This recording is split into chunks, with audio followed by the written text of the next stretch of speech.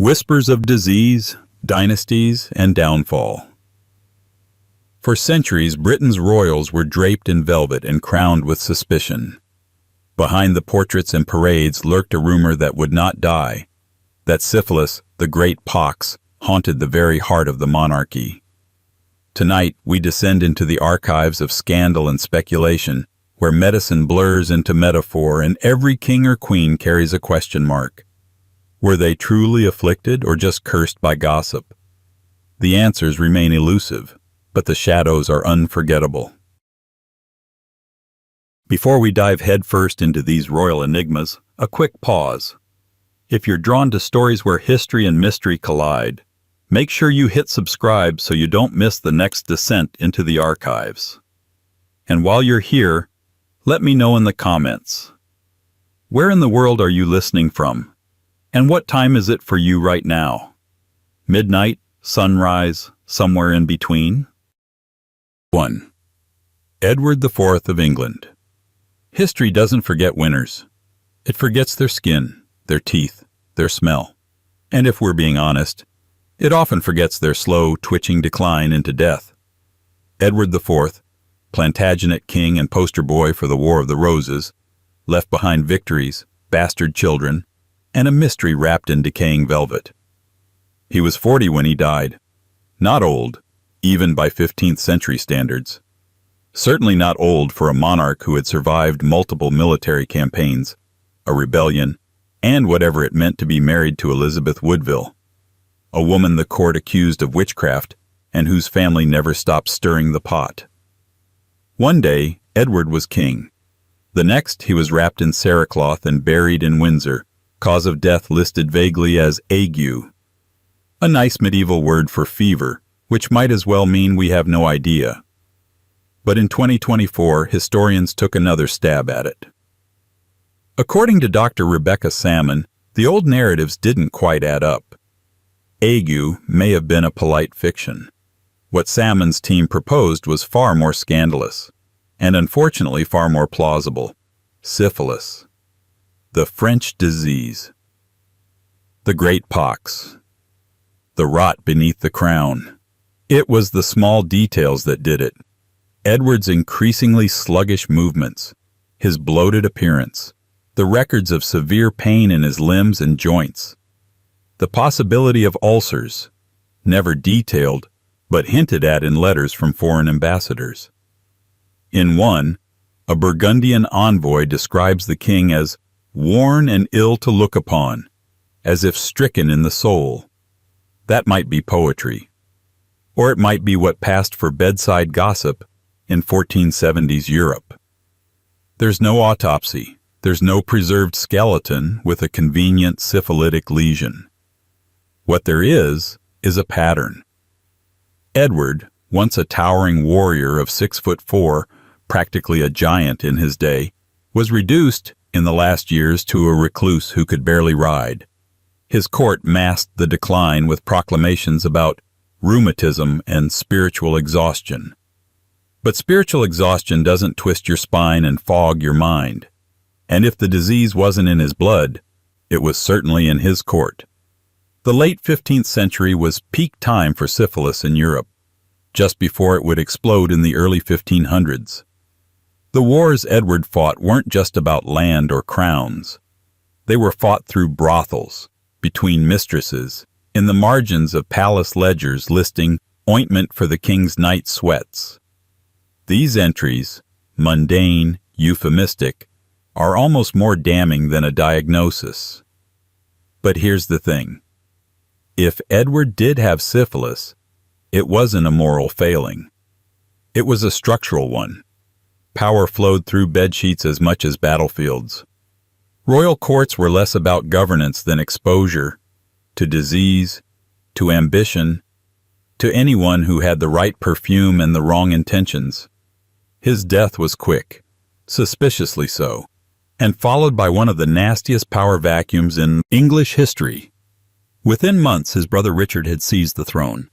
His sons, the famous princes in the Tower, had vanished.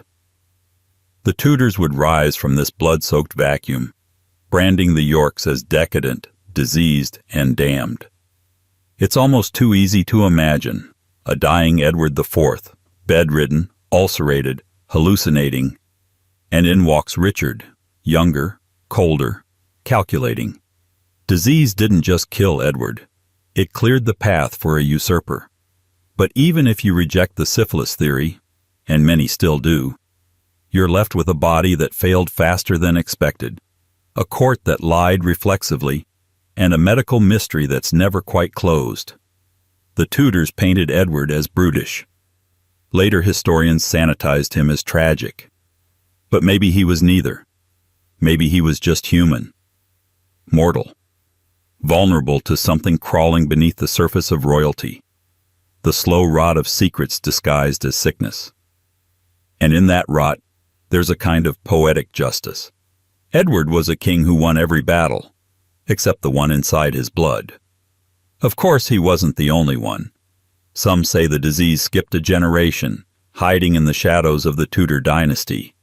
But by the time it reached the great colossus of English masculinity, Henry VIII himself, the rumors exploded into something worse than infection, a full-blown national obsession. 2. Henry VIII of England.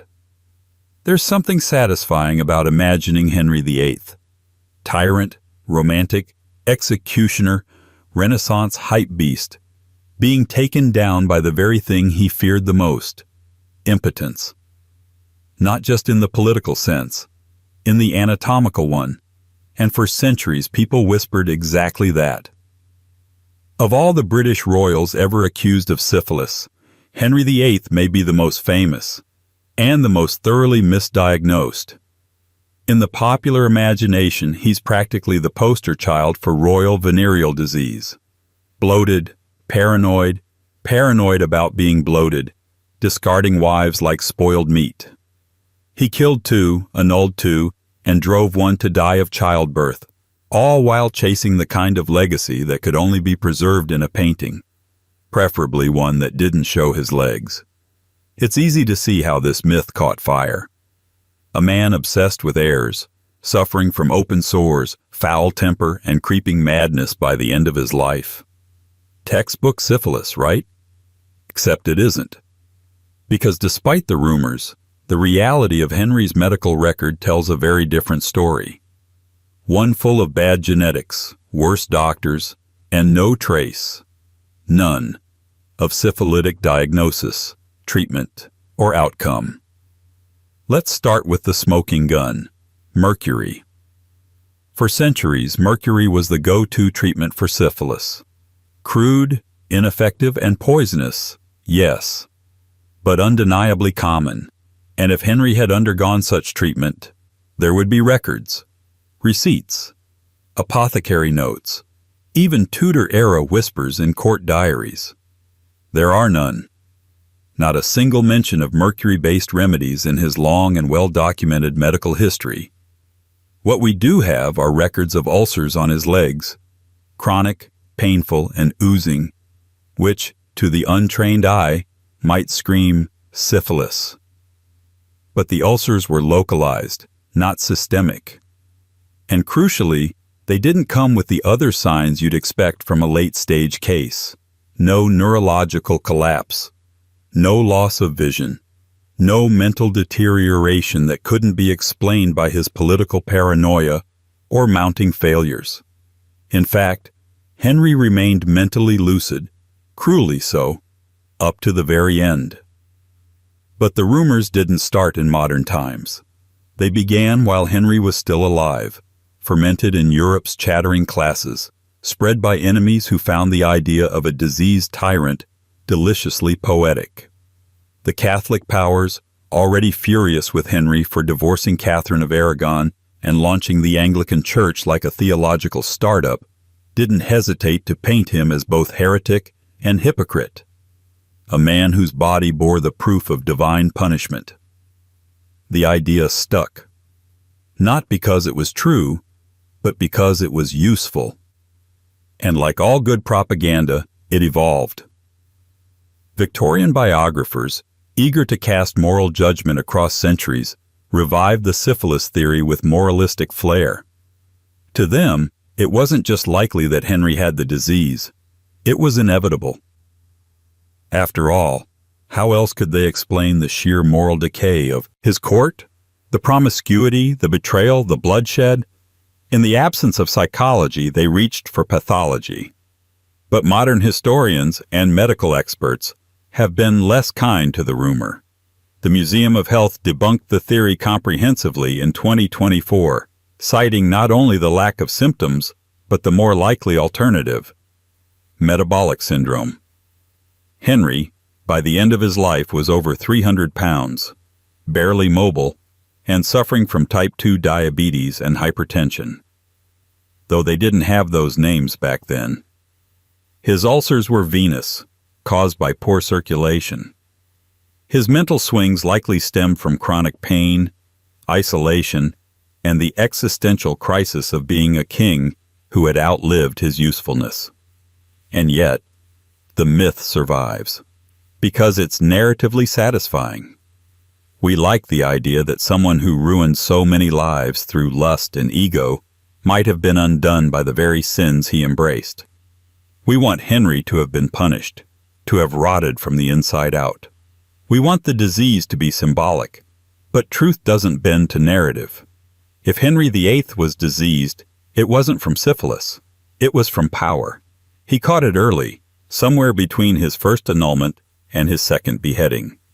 And by the time he died, his legacy had infected every corner of English politics, religion, and monarchy.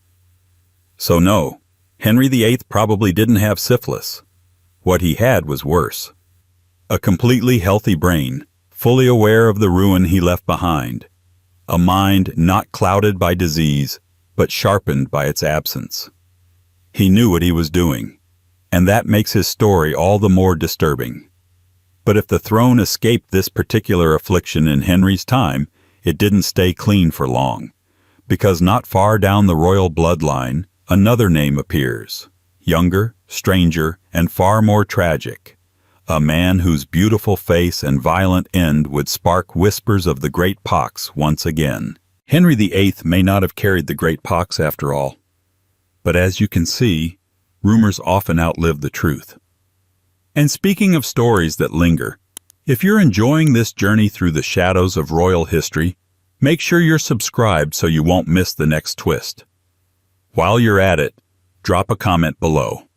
Where are you watching from, and what time of day is it in your corner of the world? 3. Henry Stuart, Lord Darnley. He had the height of a prince, the face of a saint, and the judgment of a candle left burning too close to a tapestry.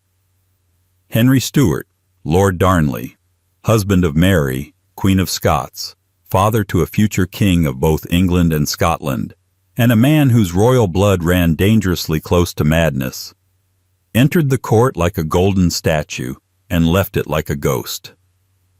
Darnley's story begins with power, not the kind that's taken, but the kind that's inherited, and always slipping. He had a claim to both English and Scottish thrones, which made him attractive to Mary, who was herself wading through international plots, domestic rebellion, and the ever-present threat of Protestant insurrection. Their marriage was political, yes, but also emotional. Mary fell for him, or fell for the idea of him. And like most dangerous ideas, it didn't take long to rot. The rumors started not long after the wedding bells stopped echoing. Darnley grew sick, not just politically but physically. Letters from foreign diplomats note his sudden weight loss, his pallor, his tendency to disappear for days at a time. His behavior turned erratic. He drank excessively, insulted courtiers, and once tried to storm into Mary's chambers with a group of armed men. It would be easy to chalk this up to arrogance, or desperation, or the awkward adolescence of a 21-year-old nobleman unready for the role of consort. But others whispered something darker. Syphilis, or more politely in Tudor correspondence, a wasting illness, a pox, the prince's decline.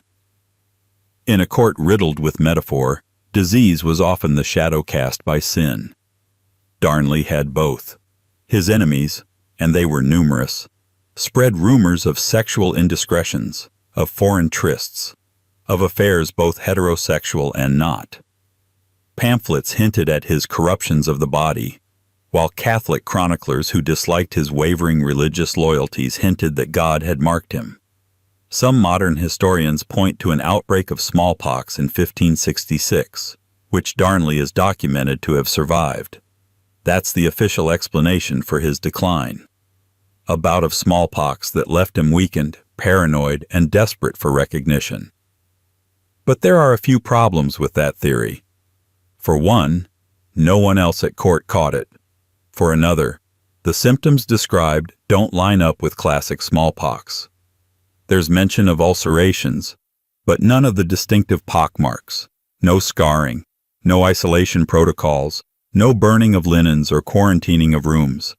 All standard responses to smallpox outbreaks in the 16th century noble households. And then there's the timing. Darnley's illness came shortly after a string of diplomatic meetings with French and Italian envoys, during which he reportedly entertained himself beyond propriety, as one clerk euphemistically put it. When he returned, he was changed, not just in spirit but in flesh. If Darnley did contract syphilis, it would explain a lot.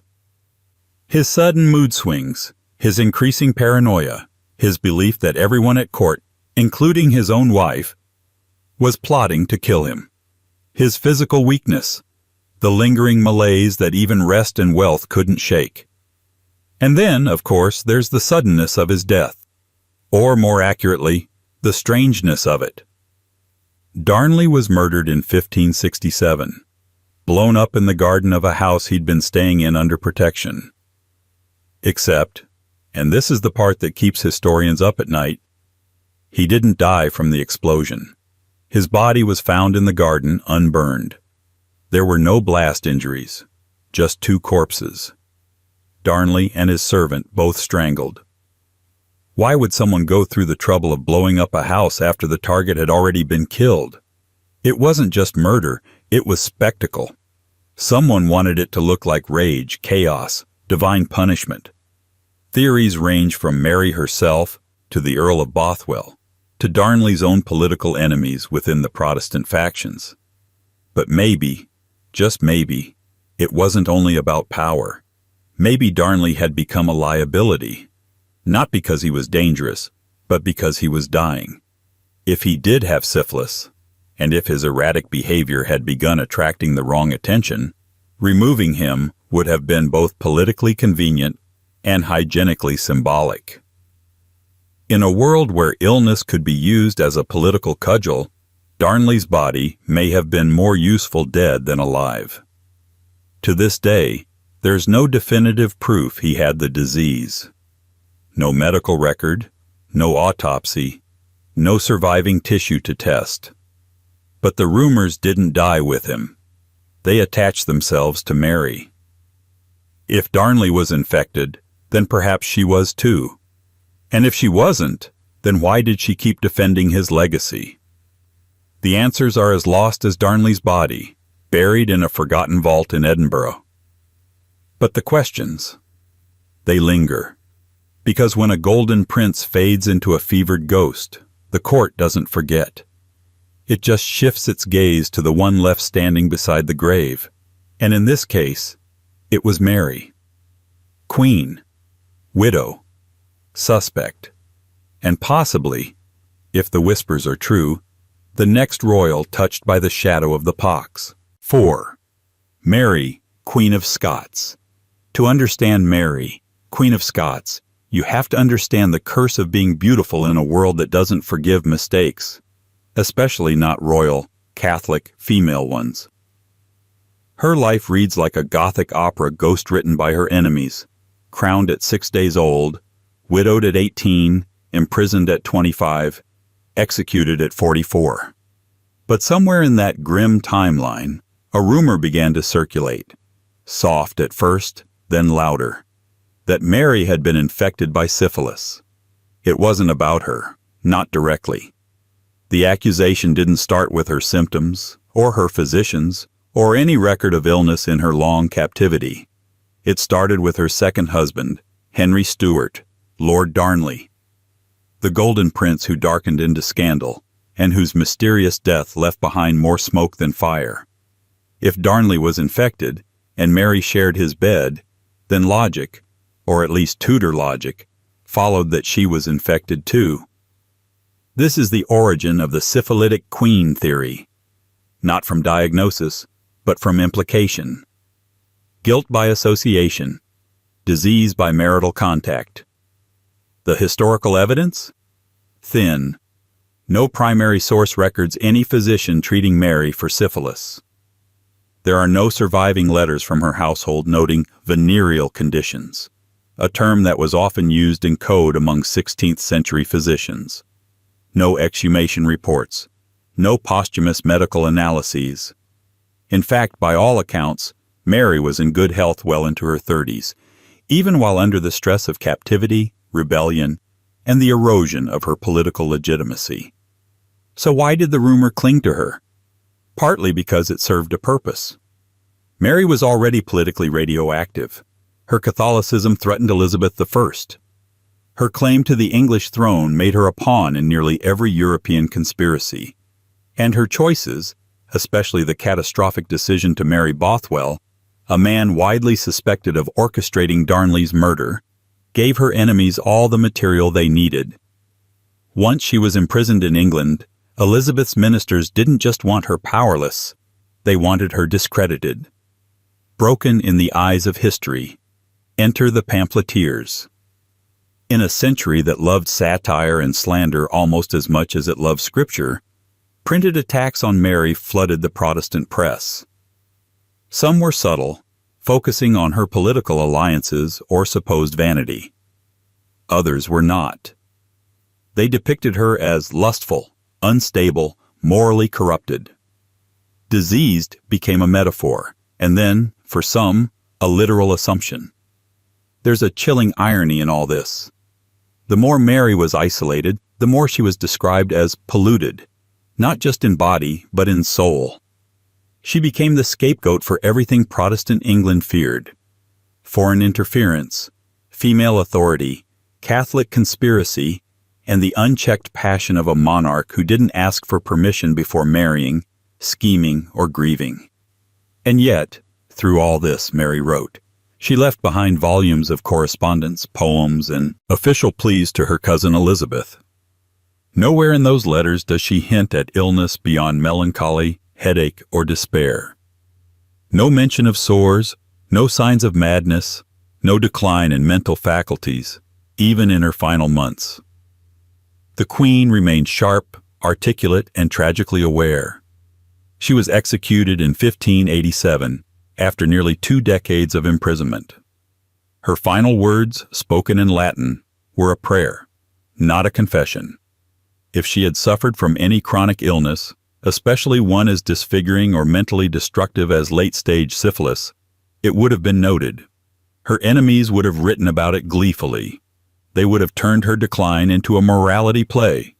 But they didn't, because it wasn't there. And yet, the myth survives. Why? Perhaps because we need it to. Mary's story is too operatic, too drenched in betrayal and romance to leave untouched by scandal. She was too powerful to be merely tragic, and too tragic to be simply powerful. Adding disease to her biography makes her seem more human, more vulnerable. Or perhaps, to some, it justifies what was done to her.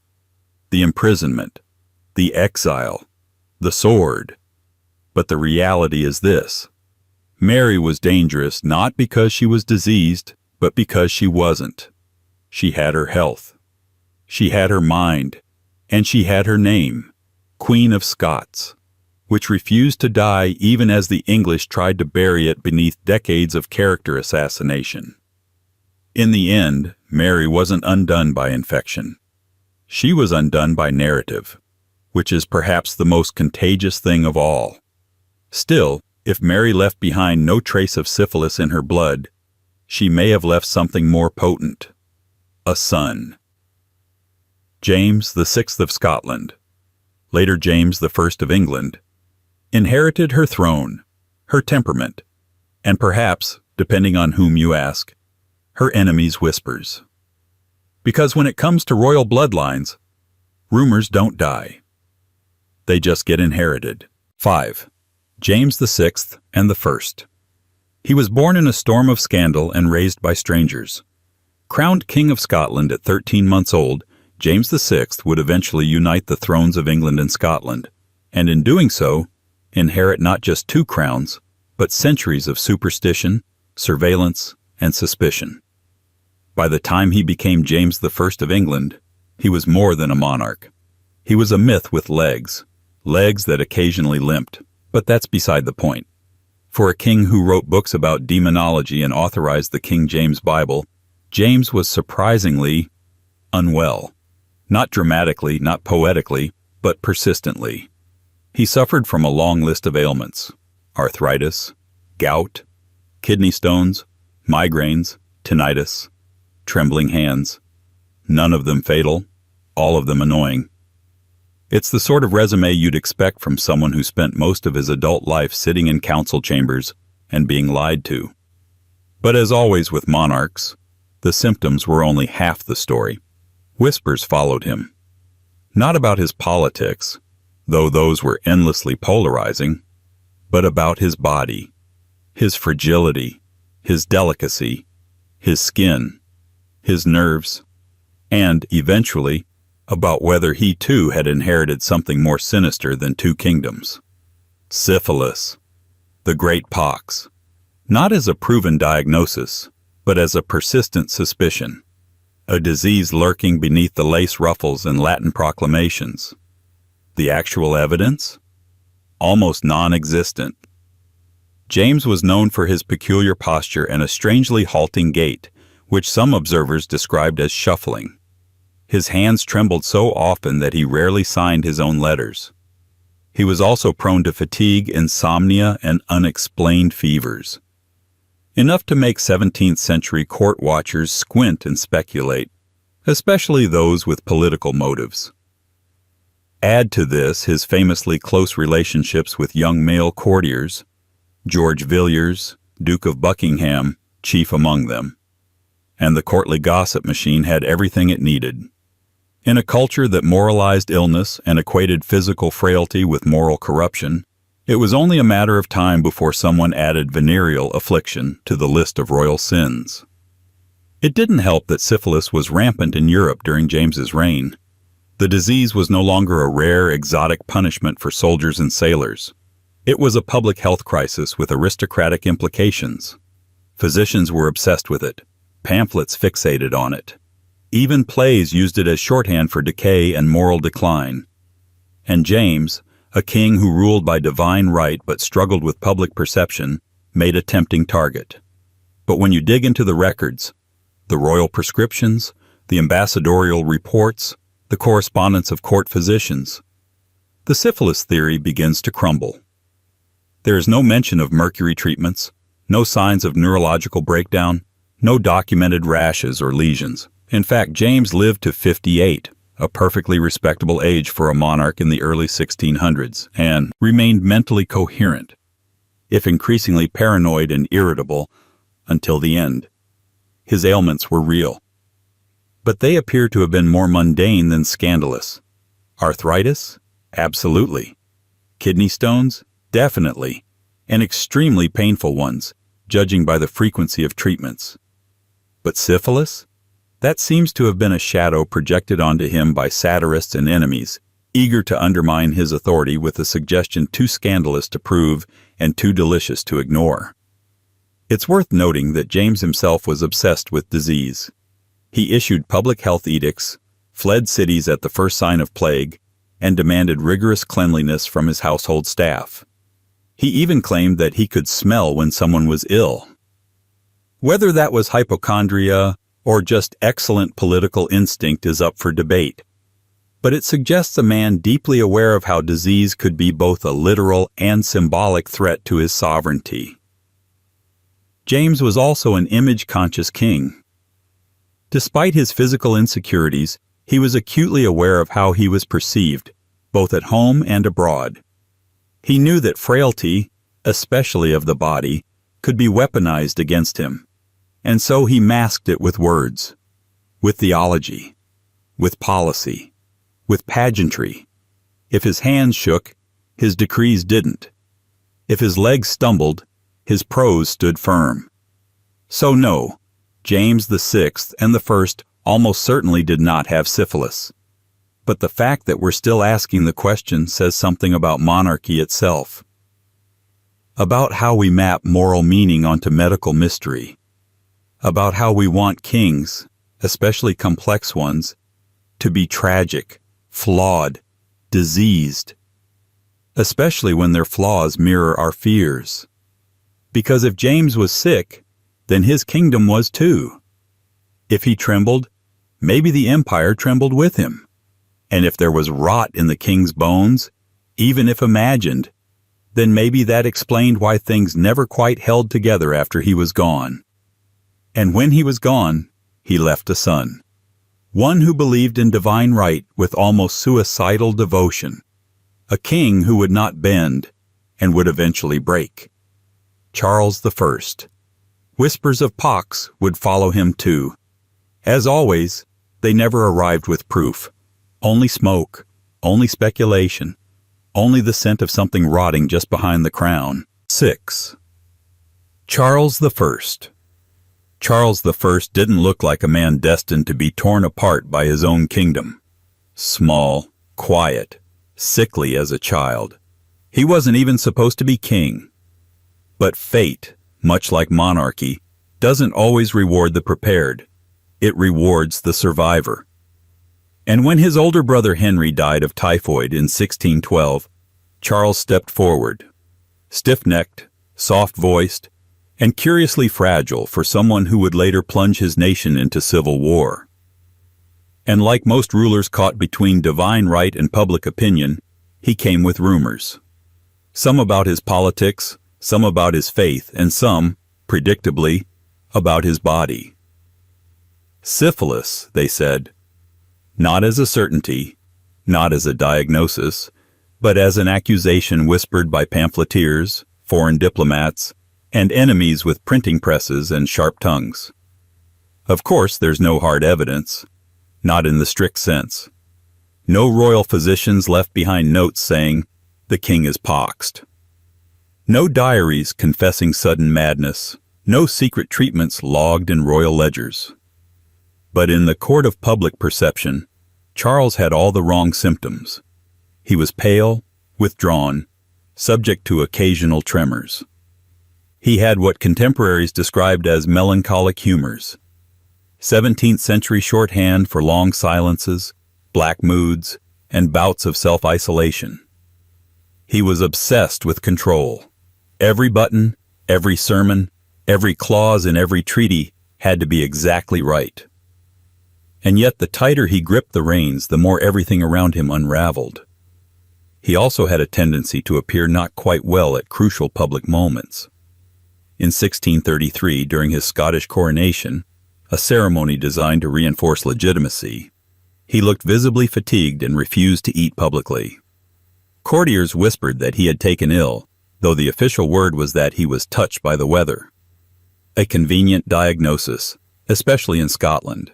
By the time civil war broke out in 1642, Charles had become a deeply polarizing figure. To royalists, he was a holy martyr. To parliamentarians, he was the embodiment of corruption, not just political, but physical. Satirical broadsheets depicted him as deformed, poisoned, consumed by internal filth. Some went further, implying venereal disease as a metaphor for his moral decay. Syphilis became a symbol, not a symptom. A way to explain his stubbornness, his isolation, his alleged detachment from reality. This wasn't just gossip, it was political strategy. Because in the 17th century, to accuse a king of disease was to accuse him of failure. The body of the monarch represented the body politic. If the king was infected, so was the state. And if the king could not be cured, neither could the nation, except perhaps by cutting off the head. Still, the actual medical records that survive tell a different story. Charles was reasonably healthy for most of his life. He fathered 9 children, rode horses well into his 40s, and maintained a steady, if rigid, mind. He did suffer from digestive problems and joint pain. But so did most nobles who spent their lives eating salted meats and sitting through 4-hour council meetings.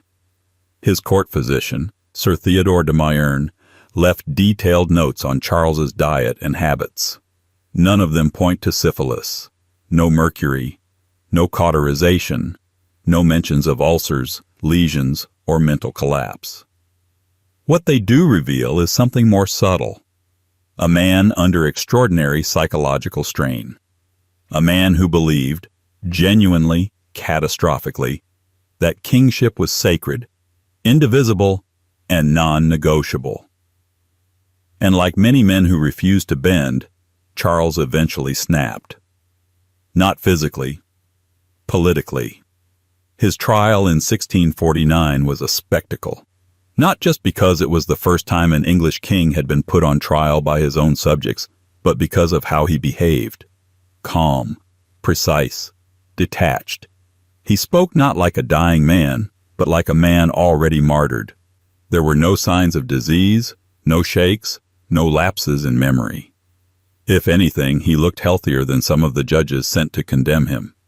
He died on the scaffold, clean-shaven, straight-backed, unapologetic.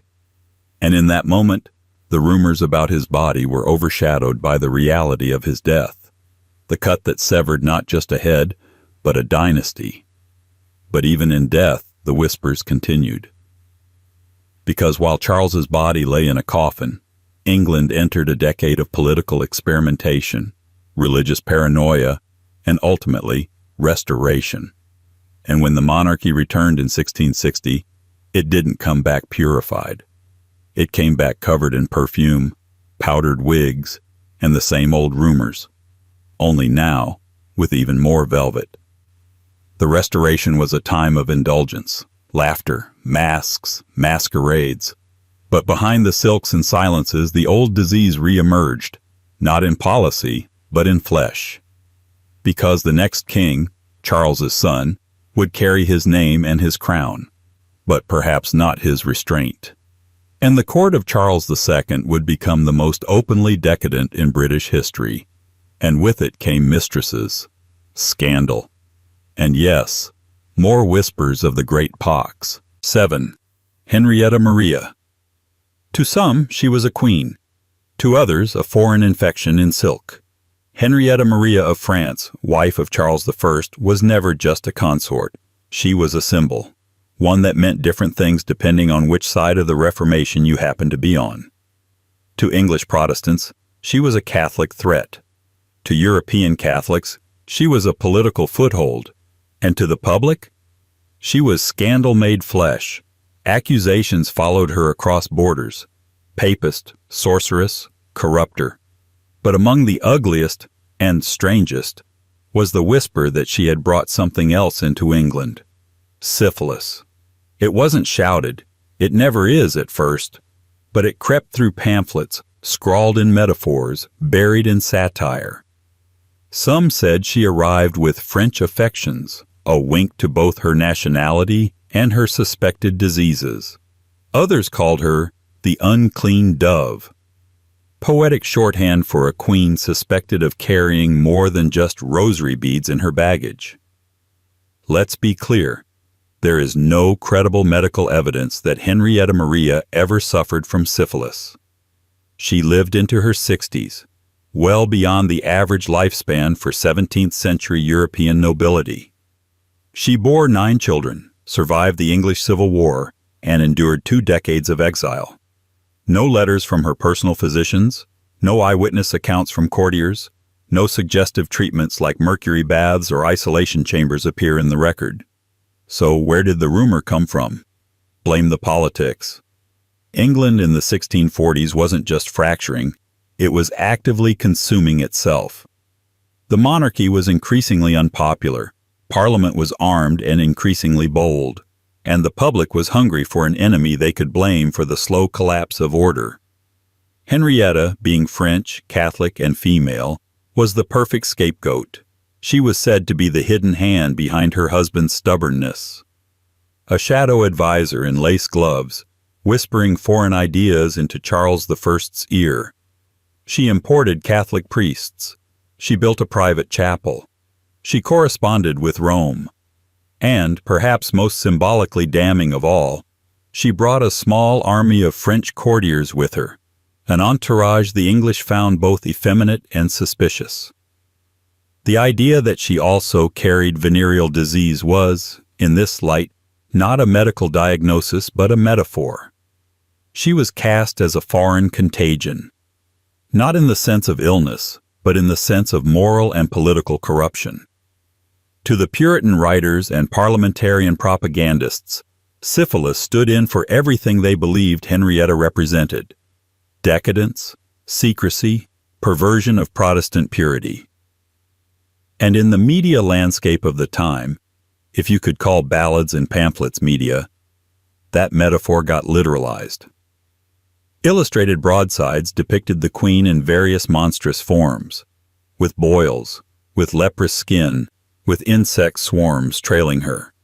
One particularly infamous engraving, printed in 1643, showed her seated atop a dying English lion, handing out rosaries to children while a plague cloud loomed above. The text was careful to avoid explicit accusations. But the implication was clear. It wasn't just about her body. It was about what her body symbolized. Henrietta became the embodiment of England's fear of Catholic infiltration. And that fear needed to be justified. Disease was a convenient explanation. If England was sick, then surely it had caught something, or someone foul. But the real Henrietta Maria wasn't rotting from the inside. She was strategizing, negotiating with foreign courts, writing letters, fundraising armies, smuggling royalist messages. When the Civil War escalated and Charles lost his grip on power, she fled to France, not as a diseased exile, but as a diplomat in velvet armor. And yet, the rumors stuck. They always do. Even after Charles's execution, even after her eventual return to England in the early 1660s, older, thinner, but still politically shrewd, the stain remained. Her critics never apologized. No pamphlets were retracted. History doesn't wash its hands so easily. What's fascinating is how Henrietta outlived the gossip.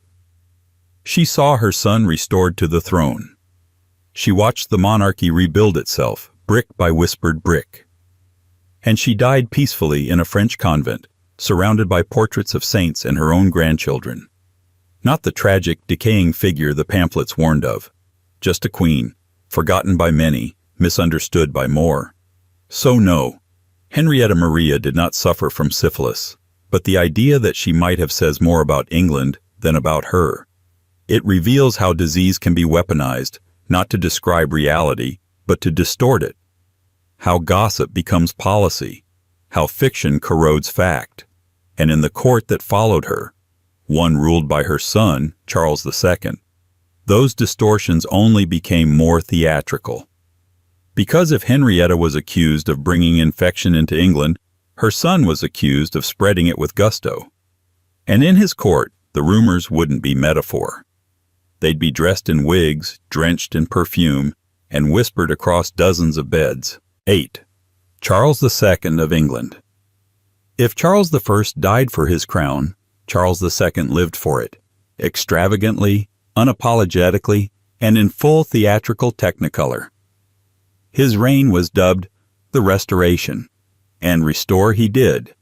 The monarchy, the theaters, the taverns, the scandals, and most of all, the king's right to behave like a man who knew death intimately and had decided to keep it waiting with champagne and courtiers.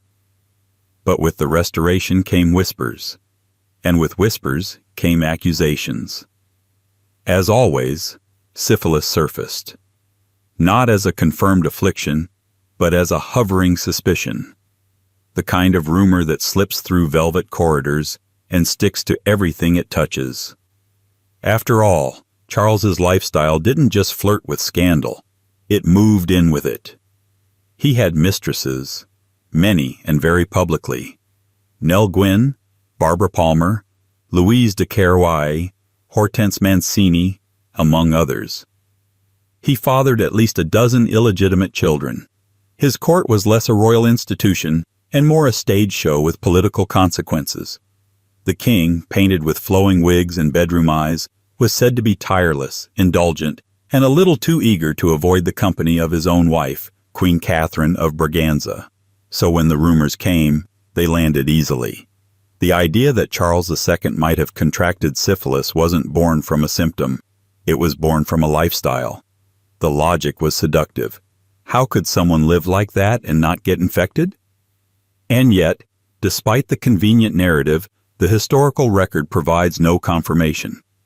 Yes, Charles suffered from ailments, headaches, digestive troubles, occasional fevers, but none of the classic markers of syphilis ever appeared. No neurological deterioration, no rash, no signs of mercury treatment, which by the 17th century had become standard, if horrific, protocol for venereal disease. His physicians, some of the most documented and letter-happy men of their time, never mentioned it. And Charles himself, who joked openly about everything from his parliament to his paramours, never hinted at illness beyond the usual royal inconveniences. More interesting, perhaps, is the timing of the rumors. They gained traction not during his life, when he might have sued or scoffed or thrown someone in the tower, but after his death. That's when the stories bloomed. In 1685, Charles fell ill after a sudden and violent seizure. He lingered for several days, semi-conscious, slipping in and out of coherence. His physicians, in a flurry of panic, tried everything: bleeding, blistering, purging, enemas, herbal concoctions, even powdered human skull. None of it worked. He died at the age of 54. The cause of death? Modern analysis suggests chronic kidney disease, possibly brought on by years of hypertension or high mercury exposure from previous non-syphilitic treatments. But as always, the lack of clarity opened the door. And into that door walked the gossips. Syphilis, some declared. Divine. Punishment, others whispered. After all, wasn't this the king who flaunted sin? Who laughed in the face of Puritan restraint? Who publicly endorsed religious tolerance while privately dodging any kind of marital fidelity? To critics, Charles's alleged affliction became proof of the moral decay they had always claimed clung to his reign. The disease was never about his body. It was about his symbolism. In their eyes, he didn't just rule England, he corrupted it. But again, no evidence supports the diagnosis. In fact, by contemporary standards, Charles was one of the more resilient kings physically. He governed through plague, fire, war, and scandal, all while maintaining a sharp intellect and a famously dry wit. His official correspondence remained articulate until the very end. No delusions, no dementia. Just a man whose body gave out after a lifetime of rich food, poor medicine, and political stress. Still, the myth of his infection persists. And it persists because it feels narratively perfect. The decadent king undone by his own decadence. The libertine punished by the very pleasures he refused to renounce. It's not medical history. It's moral theater. And perhaps that's what makes Charles II so fascinating. He wasn't tragic in the way his father had been. He wasn't saintly or tortured or pious. He was practical. He understood that being king meant being mythologized, often against your will. So he leaned into it, played the part, laughed along. And maybe that's why the rumors didn't need to be true, because the performance was convincing enough. Still, if Charles managed to dance just outside the reach of infection, or at least the public recognition of it, his brother would not be so lucky. When James II took the throne, he inherited not just a kingdom, but a shadow. One that would follow him into exile, etched into the ink of Restoration satire and burned into the memory of a monarchy that had learned to fear both rebellion and rumors. 9. James II of England. By the time James II ascended the throne in 1685, the English monarchy had learned to expect two things from its kings: scandal and suspicion. His older brother Charles II had provided both in abundance, wrapped in silk and laughter. James brought a different energy entirely, rigid, unforgiving, Catholic, and, if the satirist were to be believed, possibly diseased. The rumors didn't start with James's policies. They started with his body, or, more precisely, with how that body looked under pressure. His complexion, his stiffness, the sudden changes in his appearance. A courtier wrote that he had a certain bloom, then a sudden fade. Another noted his frequent absences for illness, unnamed. And so the whispers followed, as they always do in palaces with long corridors. Syphilis, the great pox, the royal rot. It wasn't a diagnosis. It was a hypothesis, and a politically motivated one at that. James's real affliction, at least in the eyes of Parliament and much of Protestant England, wasn't medical. It was theological. A Catholic king on a Protestant throne, an unapologetic convert in a country that had long since burned its ties to Rome. For many, that alone was proof of corruption. His faith was seen not as devotion, but as contamination, and contamination needed symbols. Syphilis was one. The evidence? Again, as with so many of these royal figures, it's almost entirely circumstantial. James was known to suffer from periodic bouts of illness, fatigue, leg pain, skin irritation. Nothing dramatic, nothing documented with certainty, but enough to fuel speculation. He also had a short temper, a flair for paranoia, and a love of secrecy. All qualities that, to his critics, hinted at something festering behind the mask of divine right. Satirical pamphlets, the primary weapons of public opinion at the time, painted James in grotesque terms. In one notorious 1687 print, he's shown holding a rosary in one hand and scratching his leg with the other, sores exaggerated and eyes sunken. In another, he's depicted as a fox-faced figure whose touch corrupts the throne itself. The disease isn't the point. The point is what it represents. Weakness, unfitness, the creeping suggestion that the king's body mirrors the kingdom's decay.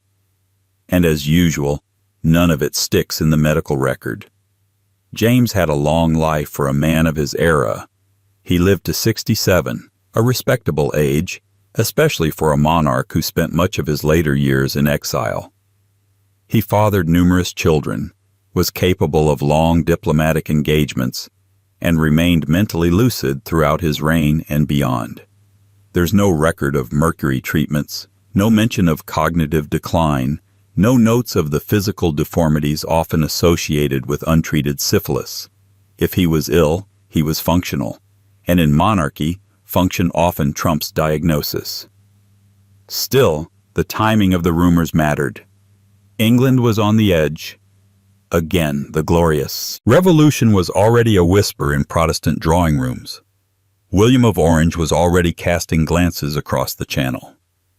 And James, in the eyes of many, had to be discredited before he could be dethroned. Disease made that easier. A king with sores is easier to mock than a king with soldiers. A king with a rotting body makes a better metaphor than a king with a complex political strategy. In the end, James wasn't defeated by illness. He was defeated by momentum. When William landed in 1688, the army that was supposed to defend James melted away with hardly a fight. Not because he was sick, but because the story of him being sick had become more powerful than the truth. The narrative once again won. He fled to France, where he lived out the rest of his life in relative dignity, praying, writing, trying to organize a comeback that would never come. He died in 1701 at Saint-Germain-en-Laye, surrounded not by scandal but by routine. His body showed signs of age, not infection. His mind remained sharp. He left behind legacies, not lesions. But the whispers survived. In the decades that followed, Jacobite loyalists tried to sanctify his memory, while Whig historians tried to dismember it. Both sides played with the idea of disease, either as martyrdom or moral failing. The syphilis rumor, never confirmed, became part of the permanent speculative canon, and in this, James was hardly unique, because for every king who ruled with a crown, there was another who ruled through rumor. And in the world of Restoration England, where satire could dethrone as easily as gunpowder, nothing was more potent than the suggestion that your king was rotting beneath his robes. The irony? The next name on the list wasn't known for indulgence or cruelty. She was known for piety, for order, for calm. But when she died young and childless, the whispers came anyway. Because in royal courts, even queens aren't immune from the shadows, especially not when those shadows look like syphilis. 10. Mary II. She ruled during the glorious part of the Revolution, quietly, dutifully, and with all the public grace that 17th century England demanded from a Protestant queen. Mary II, daughter of the deposed James II and co-ruler with her husband William of Orange, was meant to represent everything her father didn't. Health, purity, English values, whatever those were supposed to mean in a century still recovering from plague, fire, civil war, and divine right theology. But Mary, for all her dignity and apparent virtue, didn't survive long. She died in 1694 at the age of just 32. Officially, smallpox. Unofficially, well, that's where the rumors started, as they always do, in the gaps, the silences, the things left too politely unspoken in court bulletins. Because her death wasn't just premature, it was disruptive. And in politics, a death that comes too early always invites more questions than answers. The symptoms were dramatic: sudden fever, fatigue, then blotching, a rash, a burning of the skin. Smallpox, they said. And indeed it was a common diagnosis at the time. The disease was rampant in London, but even in its ubiquity it left behind a trail of debate. For some, the diagnosis felt too neat, too convenient, especially given the secrecy that immediately followed her death. There was no public display of the body, a sharp deviation from royal tradition. The funeral was delayed. Physicians were unusually silent, and in the halls of Parliament murmurs grew louder. Was it really smallpox? Or was it something else? Enter syphilis. Again. This time the rumors were subtle. They didn't accuse her directly. Instead, they questioned the origins of her illness. They questioned her husband. They questioned the quietness with which the whole affair had been handled. And they did it all with that uniquely 17th century gift for euphemism: fever of uncertain origin, blotches inconsistent with common pox, symptoms of a wasting nature. There was no evidence, but there was opportunity. Mary had married William of Orange not for love, but for politics. Their union was engineered to prevent another Catholic dynasty. William, stern and ascetic, was her cousin, her co-sovereign, and, by most accounts, not particularly affectionate. There were rumors about his own preferences, but those were always carefully deflected. Still, their marriage, while civil, was largely childless. Miscarriages, perhaps, or infertility, or, as some whispered in coffee houses and scribbled in the margins of political satire, something contagious. If syphilis had entered the royal bedroom, who brought it in? Mary, the devout daughter of a once Catholic king? Or William, the austere Calvinist war leader whose military campaigns often kept him abroad and far from the Queen's side? The answer, of course, is that there is no answer. Because the question itself was never about medicine. It was about narrative. In an era obsessed with morality plays, disease was more than biology. It was judgment. If Mary died young, it had to mean something. A lesson, a punishment, a revelation. But modern historians are, predictably, less interested in allegory, and what they've found doesn't support the syphilis theory.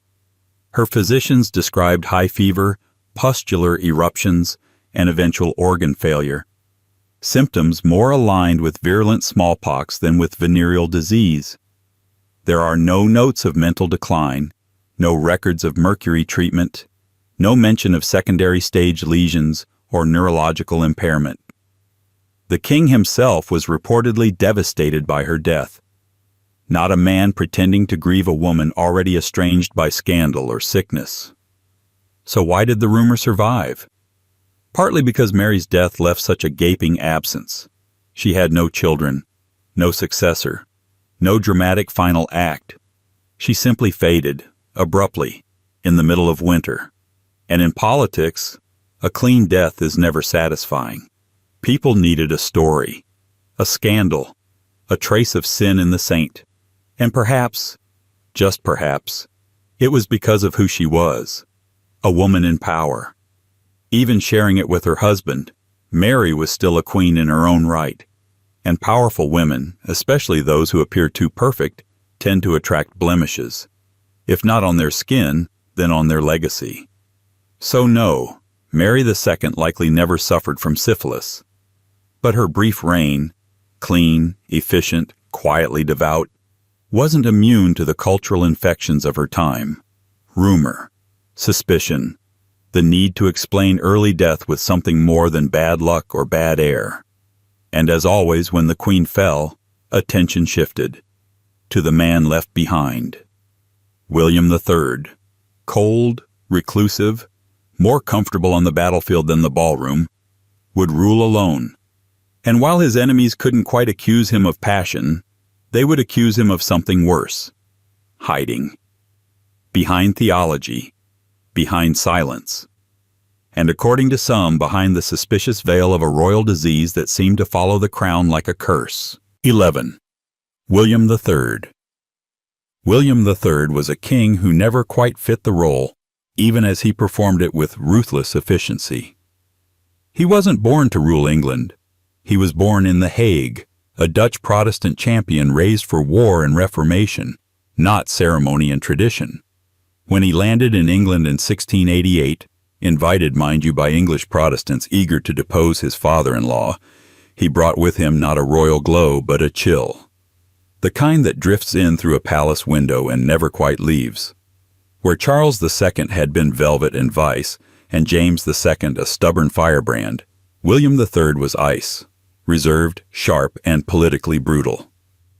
But behind that frosty exterior, rumors once again began to thaw and drip. The question wasn't if William had enemies, he had plenty, but what they would accuse him of. And eventually they landed on a familiar target: syphilis.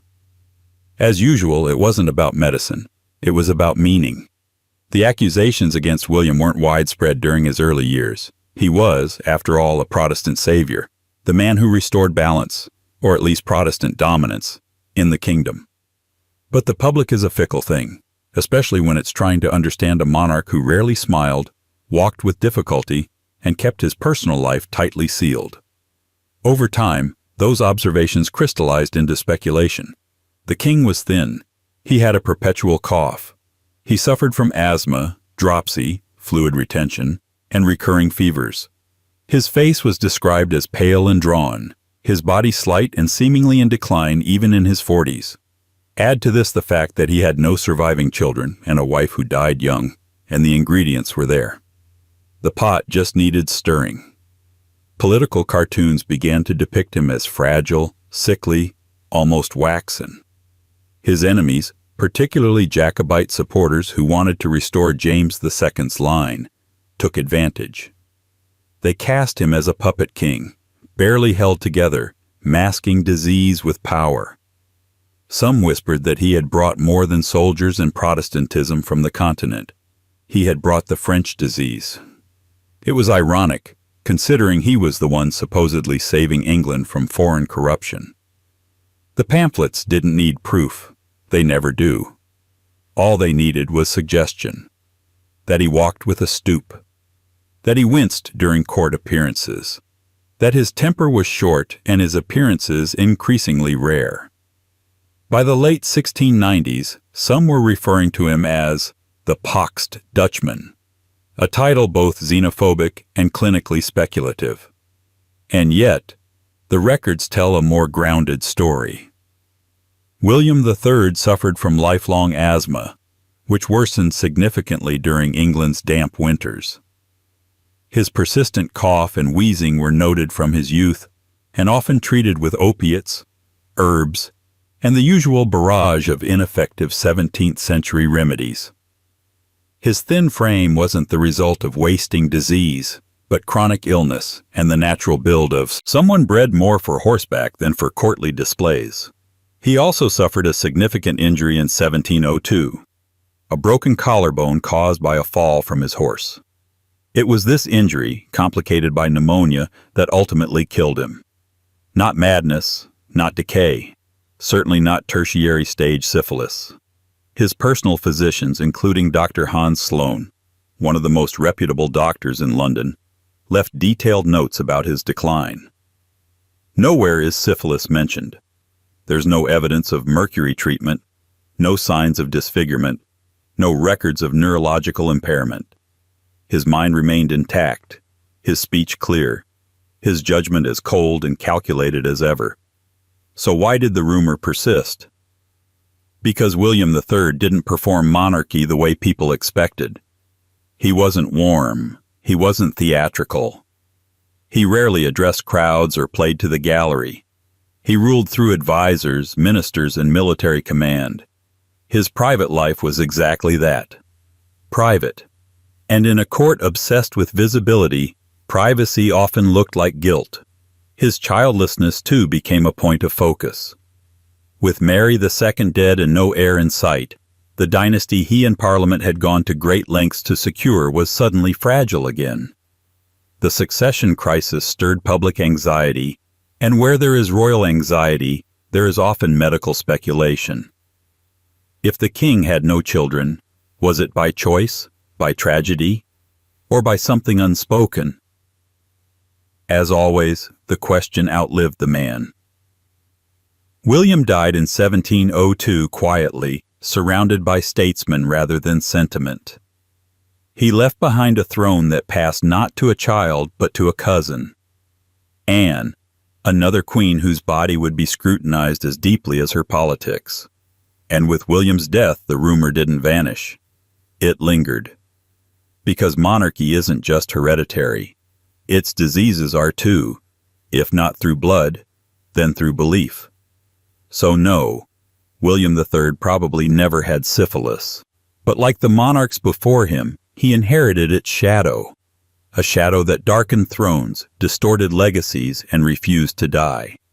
And as England turned once more to a woman for stability, Queen Anne, the last of the Stuarts, the rumors simply changed shape.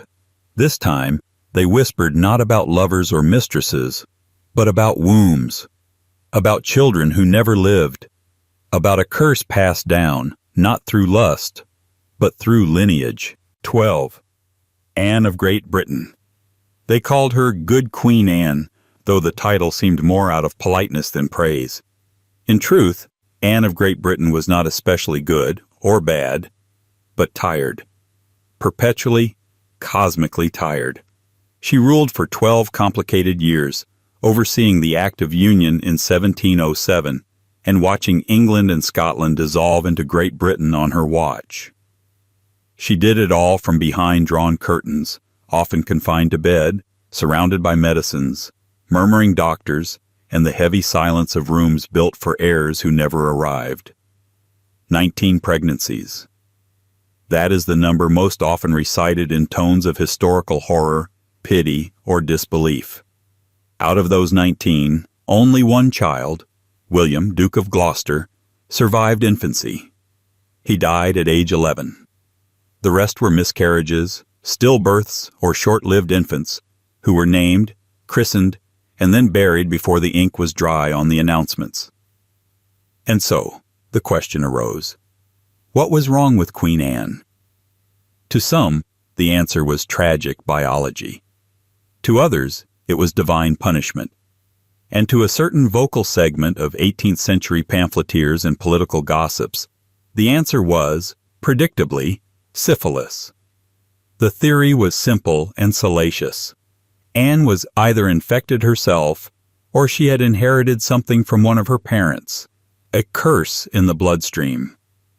It was whispered in coffee houses, scribbled in the margins of newspapers, murmured in foreign courts where every English misfortune was seen as a Protestant omen. A woman with that many failed pregnancies couldn't just be unlucky. Something had to be wrong, something shameful, something poetic. But like most royal rumors, this one was built on a scaffold of assumptions and shadows. Let's begin with the basics. Anne's medical history was abysmal by any standard. She suffered from chronic gout, which left her unable to walk in her later years. She ballooned in weight, likely due to both her sedentary condition and treatments that involved generous helpings of brandy and laudanum. Her eyesight deteriorated. Her mood fluctuated. She had headaches, fevers, stomach issues. At times, she could barely move without assistance. At others, she was sharp, clever, even biting in her wit. What she did not display, however, were the classic signs of late-stage syphilis. There were no reports of disfigurement, no dementia, no hallucinations or tremors, no mercurial treatments in her physician's logs, which, for the record, are extensive. Her personal doctors, particularly Dr. Hans Sloane, yes, the same who treated William III, kept obsessive records of her ailments. Not once is syphilis suggested even in passing. And yet, the theory persists. Why? Partly because Anne was a woman. And women in power, particularly those who struggled with fertility, were historically subject to levels of bodily scrutiny that bordered on the fanatical. Her inability to produce a living heir was not seen as a private grief, but a national emergency. And as the last monarch of the House of Stuart, her failure was interpreted as dynastic. Final. Possibly cursed. More intriguingly, some modern theorists have looked back and suggested that Anne may have suffered from an autoimmune disorder, likely systemic lupus or antiphospholipid syndrome, both of which are known today to cause chronic inflammation, joint pain, and repeated miscarriages. But 18th century medicine had no such language. In the absence of scientific explanation, people reached for the nearest metaphor: disease, scene, decay. And so, the rumor took hold. There's also the matter of her marriage. Prince George of Denmark, her husband, was famously dull. Loyal, yes, but uninspiring. Some whispered that he may have been the source of the trouble. Others flipped the accusation back to Anne, pointing to her close, some said too close, relationship with Sarah Churchill, Duchess of Marlborough. That friendship ended in acrimony and a flurry of bitter letters, but not before it had been painted with every kind of insinuation. Was syphilis a real part of Anne's life? Probably not. But was it part of how people explained her? Absolutely, because the body of a monarch was never just a body. It was a canvas, a mirror, a tool. And when it failed, especially in the task of producing heirs, it had to be marked with something more than biology. It had to be marked with shame. Anne died in 1714, bloated, exhausted, and without a single living child. Her body gave out in pieces, her kidneys, her heart, her limbs. But her mind? It endured to the end. She knew she had failed in the one task she was most expected to complete. But she also knew, perhaps more clearly than any king before her, that sometimes the throne itself is the illness, and with her death, the Stuart line ended. But the rumors didn't, because the next monarch would not be English, or Scottish, or even well-liked. He would be German, a stranger, and his arrival would bring with it a whole new era of gossip, and once again, the murmur that somewhere, behind the powdered wigs and stiff uniforms, the great pox might be whispering still. 13. George I of Great Britain. George I didn't speak English. Not fluently, anyway. He rarely smiled in public, barely tolerated ceremony, and seemed permanently annoyed to be king of anything. In the long, confusing bloodline tangle left by Queen Anne's childless reign, George Ludwig of Hanover was the nearest Protestant heir, even if that nearness came with a passport, a thick German accent, and a complete lack of interest in British pageantry. When he took the throne in 1714, it wasn't with fanfare. It was with shrugs, from both sides. George wasn't loved, but he was tolerated. And tolerance in monarchy is just another word for suspicion waiting to bloom. His reign, though politically stable in the hands of Parliament, was socially uneasy. He was foreign, aloof, and, as always with foreign royals parachuted into Britain, a tempting canvas for rumor. And behind the political satire and xenophobic caricatures, one particular accusation kept cropping up, flickering in the corners of court gossip and satirical pamphlets. The king had syphilis. Not confirmed. Never confirmed. But whispered, with just enough certainty to stain. It started with his private life. Or more precisely, the fact that it had once been scandalously public. Long before he was king, George had married Sophia Dorothea of Celli. The marriage was political, arranged, and, almost immediately, a disaster. Sophia was accused of having an affair with a Swedish count. George responded not with divorce, but with permanent exile. He locked her away in a remote castle in Alden for the rest of her life. She would never see her children again. George never remarried. This naturally invited speculation. Why exile your wife, then never seek a replacement? Was it piety, spite, or was there something else? Some secret that made remarriage impossible, or unnecessary? Enter the rumor. In the decades that followed as George transitioned from Elector of Hanover to King of Great Britain, satirists began connecting the dots. His ongoing bachelorhood, his physical stiffness, his increasingly haggard appearance, a fondness for mistresses, yes, but also a notable lack of warmth in any of his relationships. Some suggested he was emotionally hollow. Others went further. Perhaps he was physically compromised. Perhaps there was a reason he avoided intimacy outside of his long-standing mistress, Melusine von der Schulenburg, who followed him to England and was given the very British title of Duchess of Kendal. But Melusine's presence didn't stop the rumors. It fueled them. The idea was that she knew, that she protected him, or managed him, that their relationship was less romantic than strategic, and that perhaps, behind the heavy court etiquette and German precision, there was a medical secret being quietly managed by courtiers and doctors alike. And yet, as ever, the facts are less theatrical. George I lived to the age of 67. He was active in governance, particularly during the earlier years of his reign. He traveled frequently between England and Hanover, sometimes spending more time in the latter than the former. He had no documented episodes of madness, no physical disfigurements recorded by courtiers or ambassadors. His correspondence, though terse, remained coherent and formal throughout his life. And there is no record, none, of mercury treatments, isolation, or the neurological decline typically associated with advanced syphilis. When he died in 1727, it was sudden but not suspicious.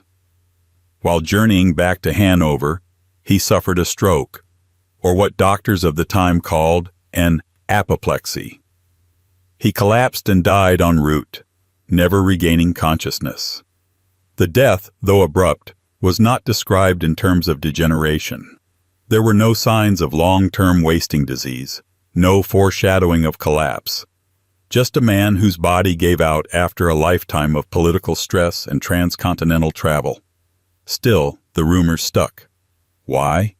Because George I never gave the English people what they craved: connection. He was never their monarch emotionally. He ruled like an accountant, efficient, distant, allergic to sentiment. And so they imagined things, invented stories, gave him diseases he likely never had to fill the space where affection should have gone. In the coffee houses of London, they joked that the king was rotting. In political cartoons, he was drawn with sunken cheeks and trembling hands. Even after his death, some claimed that his heart had failed because it was so long frozen. Was it syphilis? Highly unlikely. But Monarchy, once again, was about more than health. It was about performance. George I never bothered to perform, and so the public wrote their own script. His son George II would inherit the throne and a few of the same accusations. After all, he looked like his father. He ruled like him too, cold, controlled, and more interested in power than perception. And for a British public that couldn't seem to stop diagnosing its kings with invisible diseases, that was more than enough to bring the rumor back. 14. George II of Great Britain. George II was a king with a temper problem, a military complex, and the charisma of a barometer. Not that it mattered. He didn't need to charm anyone. He needed to survive. In a monarchy slowly being hemmed in by Parliament, power was no longer about who shouted loudest, but who lasted longest. George II, despite his rigid face and even more rigid personality, managed to reign for 33 years. An impressive feat for a man so frequently described as ill-tempered, sour, and not as clever as he thinks. If his father, George I, was an aloof foreigner who kept England at arm's length, George II was more like a landlord with a bad attitude, technically in charge, deeply resented, and constantly threatening to raise the metaphorical rent. He inherited not just the throne, but the cultural suspicions that came with being Hanoverian. German, stiff, foreign in accent and manner even decades into rule. And with those suspicions came the usual ghost, disease. Whispers of syphilis floated around George II in much the same way they had for his father, faintly, satirically, but persistently. He was mocked in the pamphlet press as being decayed in the flesh, unfit for love or war, and troubled with nocturnal afflictions. These weren't just poetic jabs at his age or his gout. They were hints, suggestions, nods toward the old, reliable accusation that something deeper was wrong with the king, something rotting, something secret. The source? As usual, it was a mixture of political frustration and personal speculation. George was not beloved. He clashed with his ministers, quarreled with his son Frederick, and rarely engaged the public unless it was to ride out and be seen on a horse. He did fight at the Battle of Dettingen in 1743, the last British monarch to personally lead troops in battle, and for that he earned a grudging kind of respect. But not affection. And where affection fails, satire creeps in. The accusations were rarely direct. This wasn't a court-era diagnosis. It was gossip weaponized by implication. In Restoration fashion, poets and pamphleteers accused him of the pox of pride, or of carrying the German condition, a term that had already become backhandedly synonymous with venereal disease. It was more slur than symptom. But what evidence did they have? None, really. At least, not medical evidence. George II had his health problems, certainly. He suffered from severe bouts of gout, a common affliction among royalty who dined on too much meat and wine and not enough leafy greens. He was described as being racked with stiffness in his later years, often grumbling about his joints and needing assistance to walk during winter. His digestion was also poor, chronic constipation, indigestion, and what one physician called melancholic bloating. But these are hardly rare or mysterious symptoms in an aging monarch. And notably, his mental faculties remained strong. He was detail-obsessed, grudge-holding, sharp-tongued. He continued to correspond with ministers, review military reports, and even plan palace renovations into his late 60s. There were no public lapses in coherence, no signs of dementia, delusions, or neurological decay, all hallmarks of untreated tertiary stage syphilis. Nor were there any treatments consistent with a venereal diagnosis, no mercury purging, no bleeding rituals specific to syphilitic patients. His private physicians, meticulous and occasionally gossipy in their notes, never once mentioned syphilis or even hinted at it. But again, the truth didn't matter as much as the story. The public didn't like George II. They didn't like his foreign mannerisms, his preference for Hanover, his squabbles with his son, or his hands-off attitude toward domestic affairs.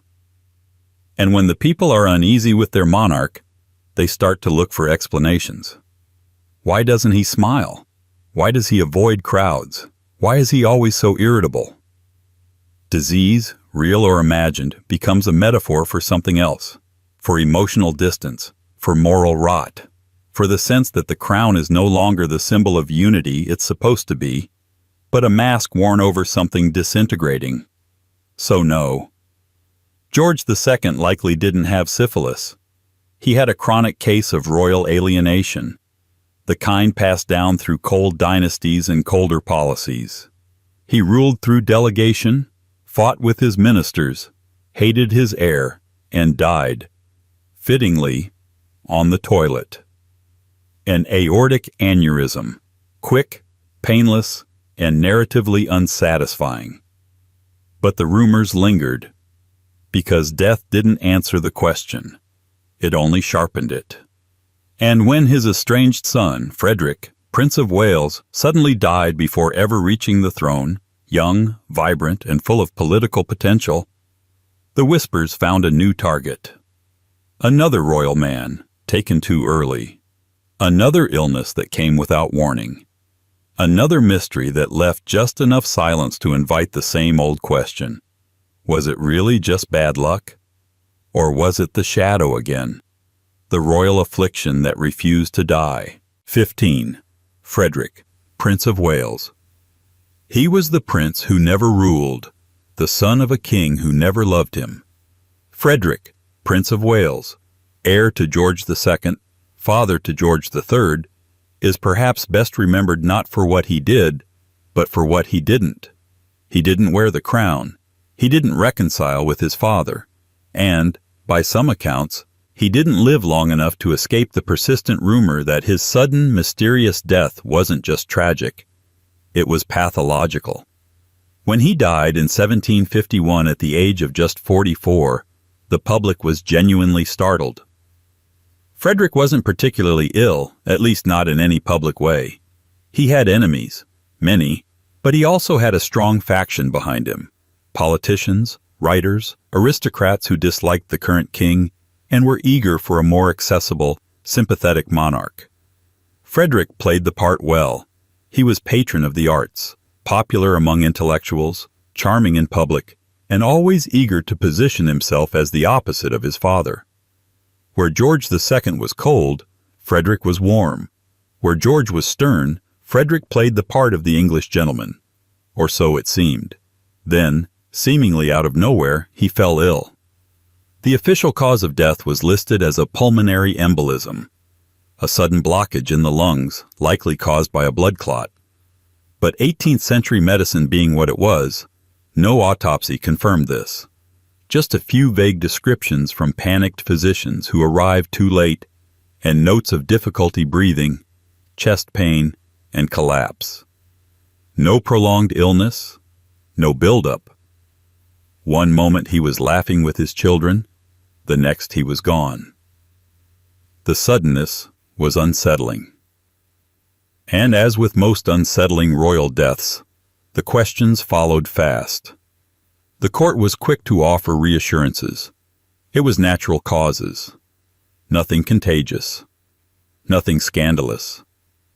But outside those carefully guarded palace walls, the theories bloomed. One of them, old and well-worn by now, was syphilis, not proven, not even strongly suggested by doctors. But whispered, always whispered. It didn't help that Frederick had a reputation.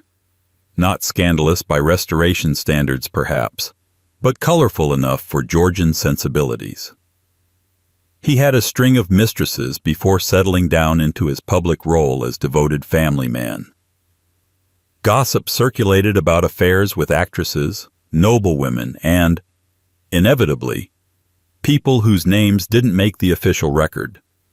He and his wife, Princess Augusta of Saxe-Gotha, had 9 children, but that didn't stop the rumors from bubbling beneath the surface. He was, in some corners of polite society, described as a man of appetites. It's not a diagnosis, but it was enough to plant the seed. Add to that his complex health history. While not publicly known as chronically ill, Frederick had suffered from a few vague complaints in the years prior to his death. Fatigue, headaches, irritability. He was known to complain about chest pain on occasion, and his court physician had once recorded a note about a persistent tightness in the chest. But no single condition ever took center stage. It was all background noise, until it wasn't. The theory that he died of a venereal disease emerged primarily from political satire, not medicine. Anti-monarchist pamphlets were quick to seize on the lack of clarity surrounding his death. Some suggested the prince's humors had grown corrupt. Others were more blunt, describing his illness as a silent curse, contracted in youth and fulfilled in middle age. By the time caricatures appeared in London print shops, the metaphor had fused with the man. Frederick, the decaying flower of the Hanoverian line. But was there any truth to it? Almost certainly not. Modern historians lean heavily toward the embolism theory, or possibly a ruptured lung abscess. There's also speculation about tuberculosis, which was common and often misdiagnosed, or even an aortic aneurysm, similar to the one that would later kill his father. But there's no hard evidence pointing to syphilis, no recorded lesions, no cognitive decline, no history of mercury treatments. His letters remain articulate, his memory intact, his court functioning. Still, the story stuck. Because it was familiar. Because Frederick's death was so abrupt, so narratively unresolved, that the mind rushed to fill in the blanks. After all, here was a prince who had been groomed to rule, carefully curated as the popular alternative to a stubborn king. His sudden exit felt less like fate and more like a cover-up. The public didn't just mourn, they speculated. Was this a natural tragedy or a hereditary curse? Something quietly eating its way through the bloodline, passed down from monarch to monarch like a silver spoon no one dared polish? Because if Frederick, the cheerful, charming, publicly devoted prince, had been hiding something beneath his powdered face and embroidered waistcoat, what did that say about the dynasty he almost inherited? And if his untimely death was a symptom, not a cause, then what would become of the fragile, sensitive boy he left behind? A boy who would one day become king. A boy named George. A boy whose mind would famously falter. But before madness came rumors. And before rumors came the question that would never fully be answered. What really killed Frederick, Prince of Wales? Or perhaps the better question is, what legacy did he leave behind in the bloodstream of the British crown? 16. George III of the United Kingdom. There are kings who go mad in Shakespeare plays, and then there is George III, a real king who seemed to live inside one. Crowned in 1760 at just 22 years old, he would go on to reign for 6 decades, through revolutions, regencies, and the slow, public disintegration of his own mind.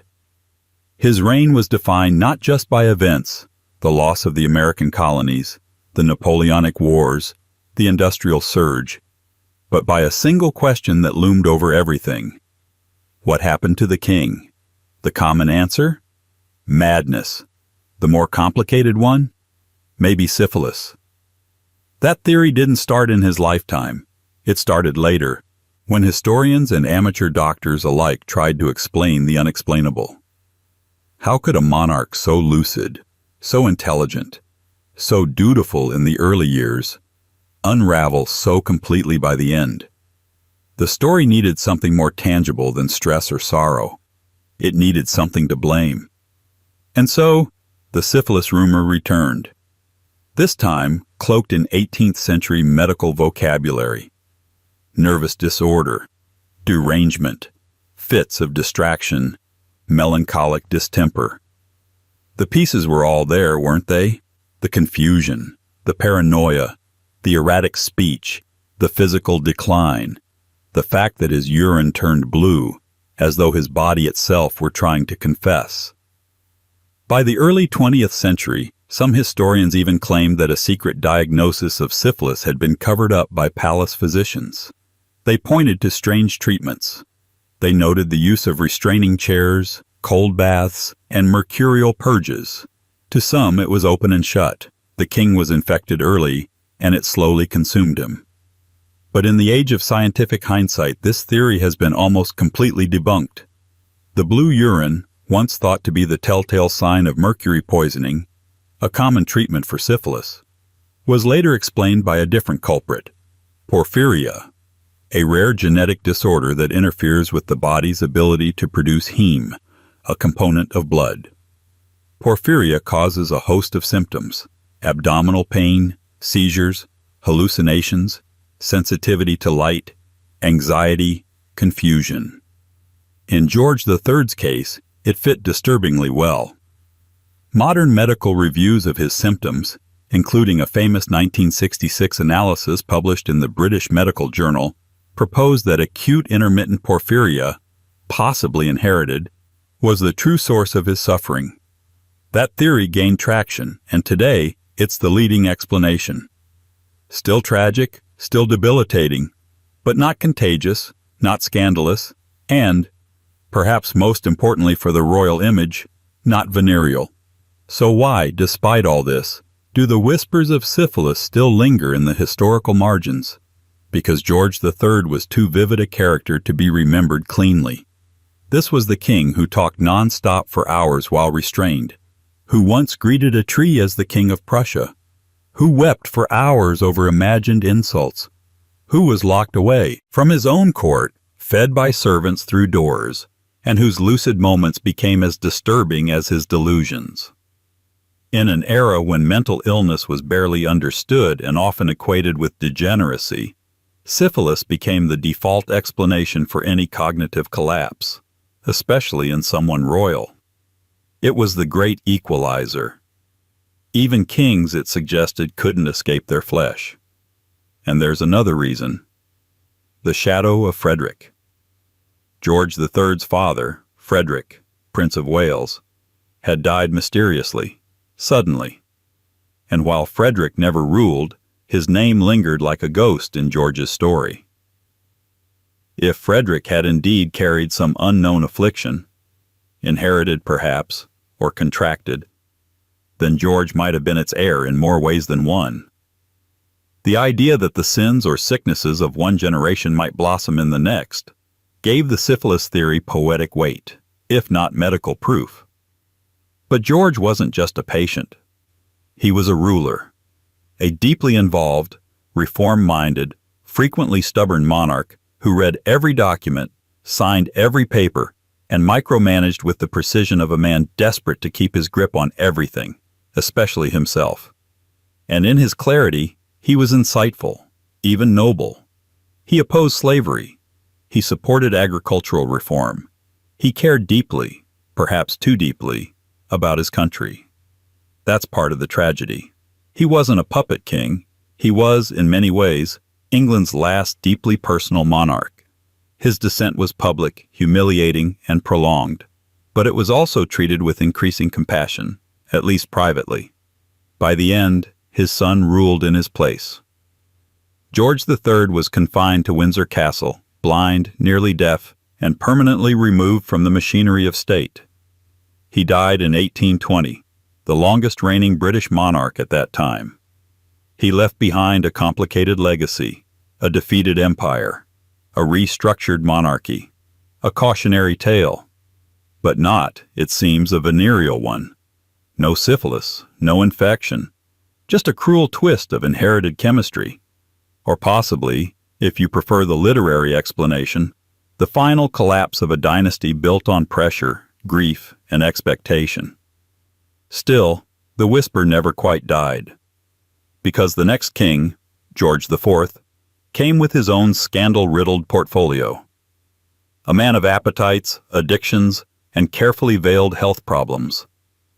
And when his body began to fail, people didn't ask what killed him. They asked who had passed it on. 17. George IV of the United Kingdom. If George III was the king who suffered privately and ruled publicly, George IV was the inverse, a man who ruled in name but lived his entire life on display. Lavish, extravagant, endlessly self-indulgent, George IV was less a monarch and more a walking monument to the decadence of Regency England. A prince obsessed with appearances. A king allergic to moderation. He didn't just inherit the throne. He inherited the full weight of public scorn, whispered gossip, and yes, once again, the quiet, persistent question. Was syphilis at work beneath the satin waistcoats and powdered wigs? The rumors started early, long before he wore the crown. As Prince of Wales, George made headlines, and enemies, with the precision of a man who seemed determined to make his life resemble a political cartoon. He racked up astronomical debts, pursued scandalous affairs, and alienated Parliament and public in equal measure. He was flamboyant, emotionally volatile, and prone to vanity on a scale that made even his royal predecessors look restrained. In many ways, George IV was a caricature of monarchy at its most absurd. And caricatures are fertile ground for disease rumors. He had mistresses, dozens of them, actresses, duchesses, even a Catholic widow he may or may not have illegally married. Maria Fitzherbert, whose name lingered around his biography like a perfume no one could quite identify. He drank heavily, gorged himself on food, and reportedly consumed opium and laudanum to deal with chronic pain. The pain, of course, raised eyebrows. What kind of pain? What kind of chronic? By the time he was in his 40s, George's health was visibly deteriorating. His face was perpetually bloated, his hands swollen, his gait unsteady. He complained of leg pain, stomach disorders, violent headaches, insomnia, and periods of extreme lethargy. Rumors swirled.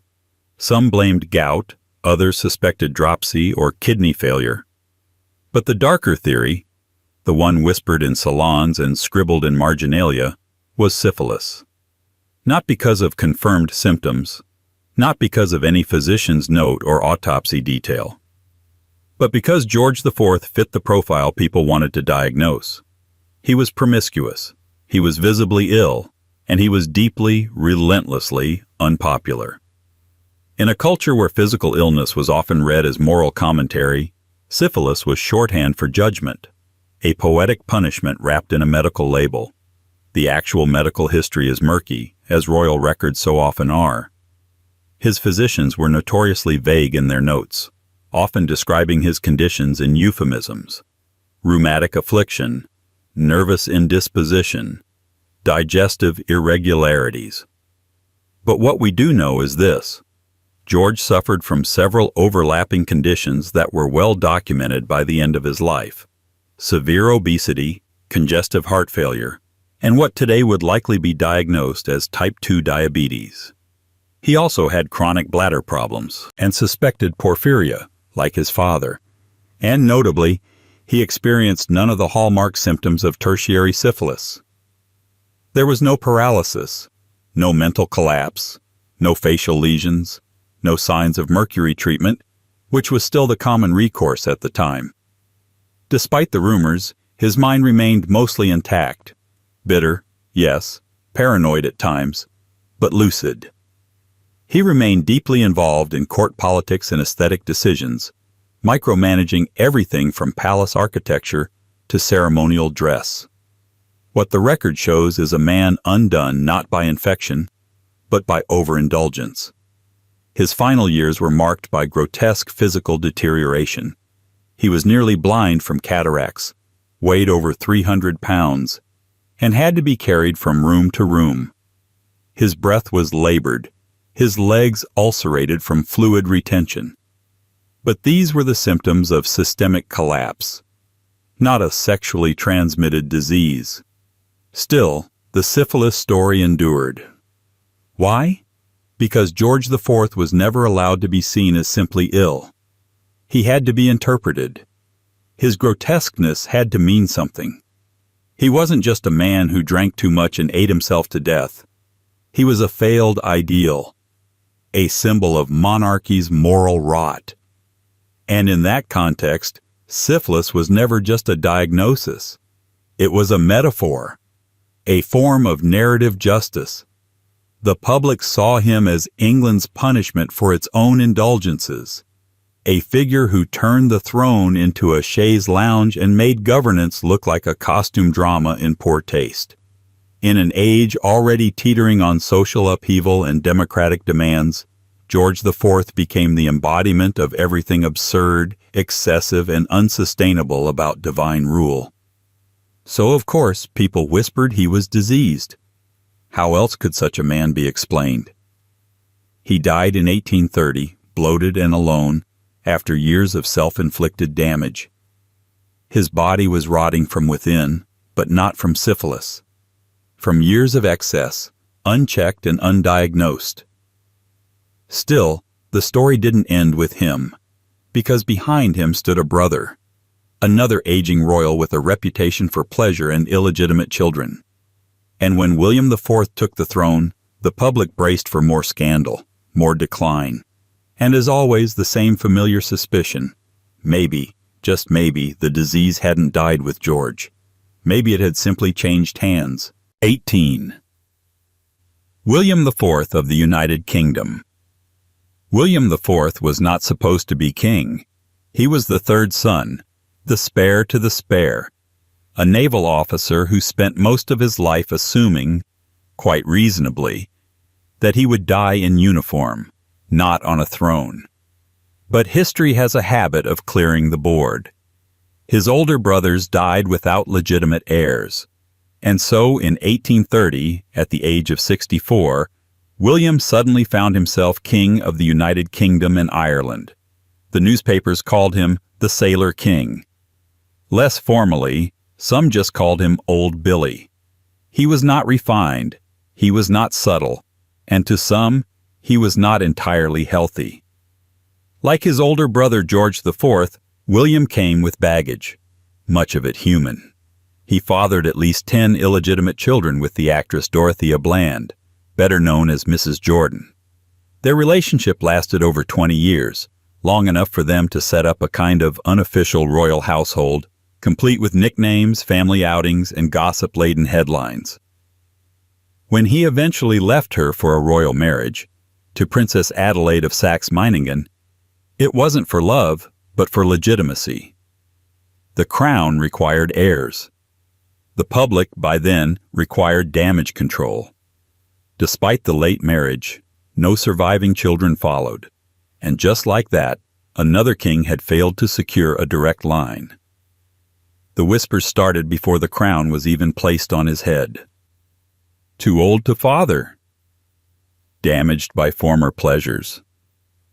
Not all of him made it out of the Navy. And among the more persistent of these whispers, predictably, at this point in our journey, was the suggestion that William IV suffered from syphilis. As usual, the evidence is elusive. And as usual, the theory rests not on medical records but on atmosphere.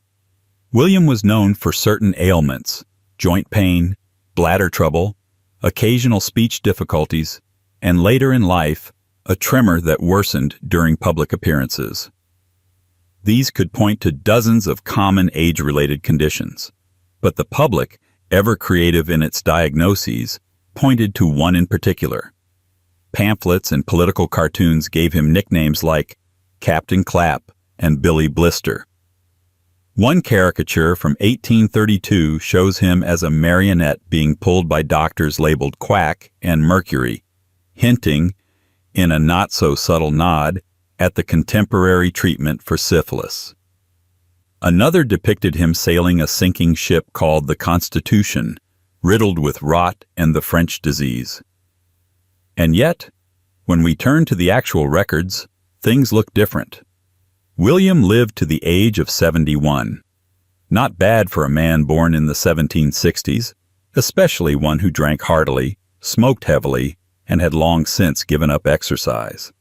His physicians recorded minor chronic issues, but no signs of the mental deterioration, paralysis, or skin conditions associated with tertiary syphilis.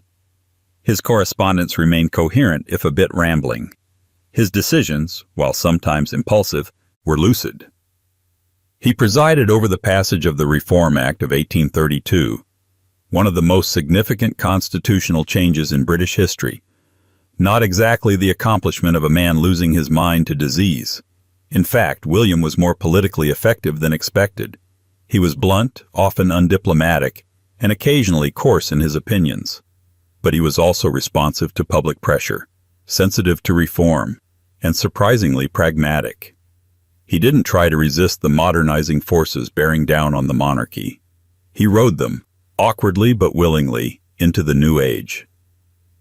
So why did the rumors of disease persist? Because William IV, like so many of his predecessors, embodied contradiction.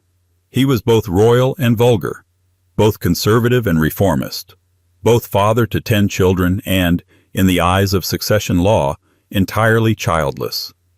His life defied clean categories, and in that confusion, disease was once again used as metaphor, to explain his failings, to discredit his politics, or simply to decorate satire with the suggestion that the king was, quite literally, unclean.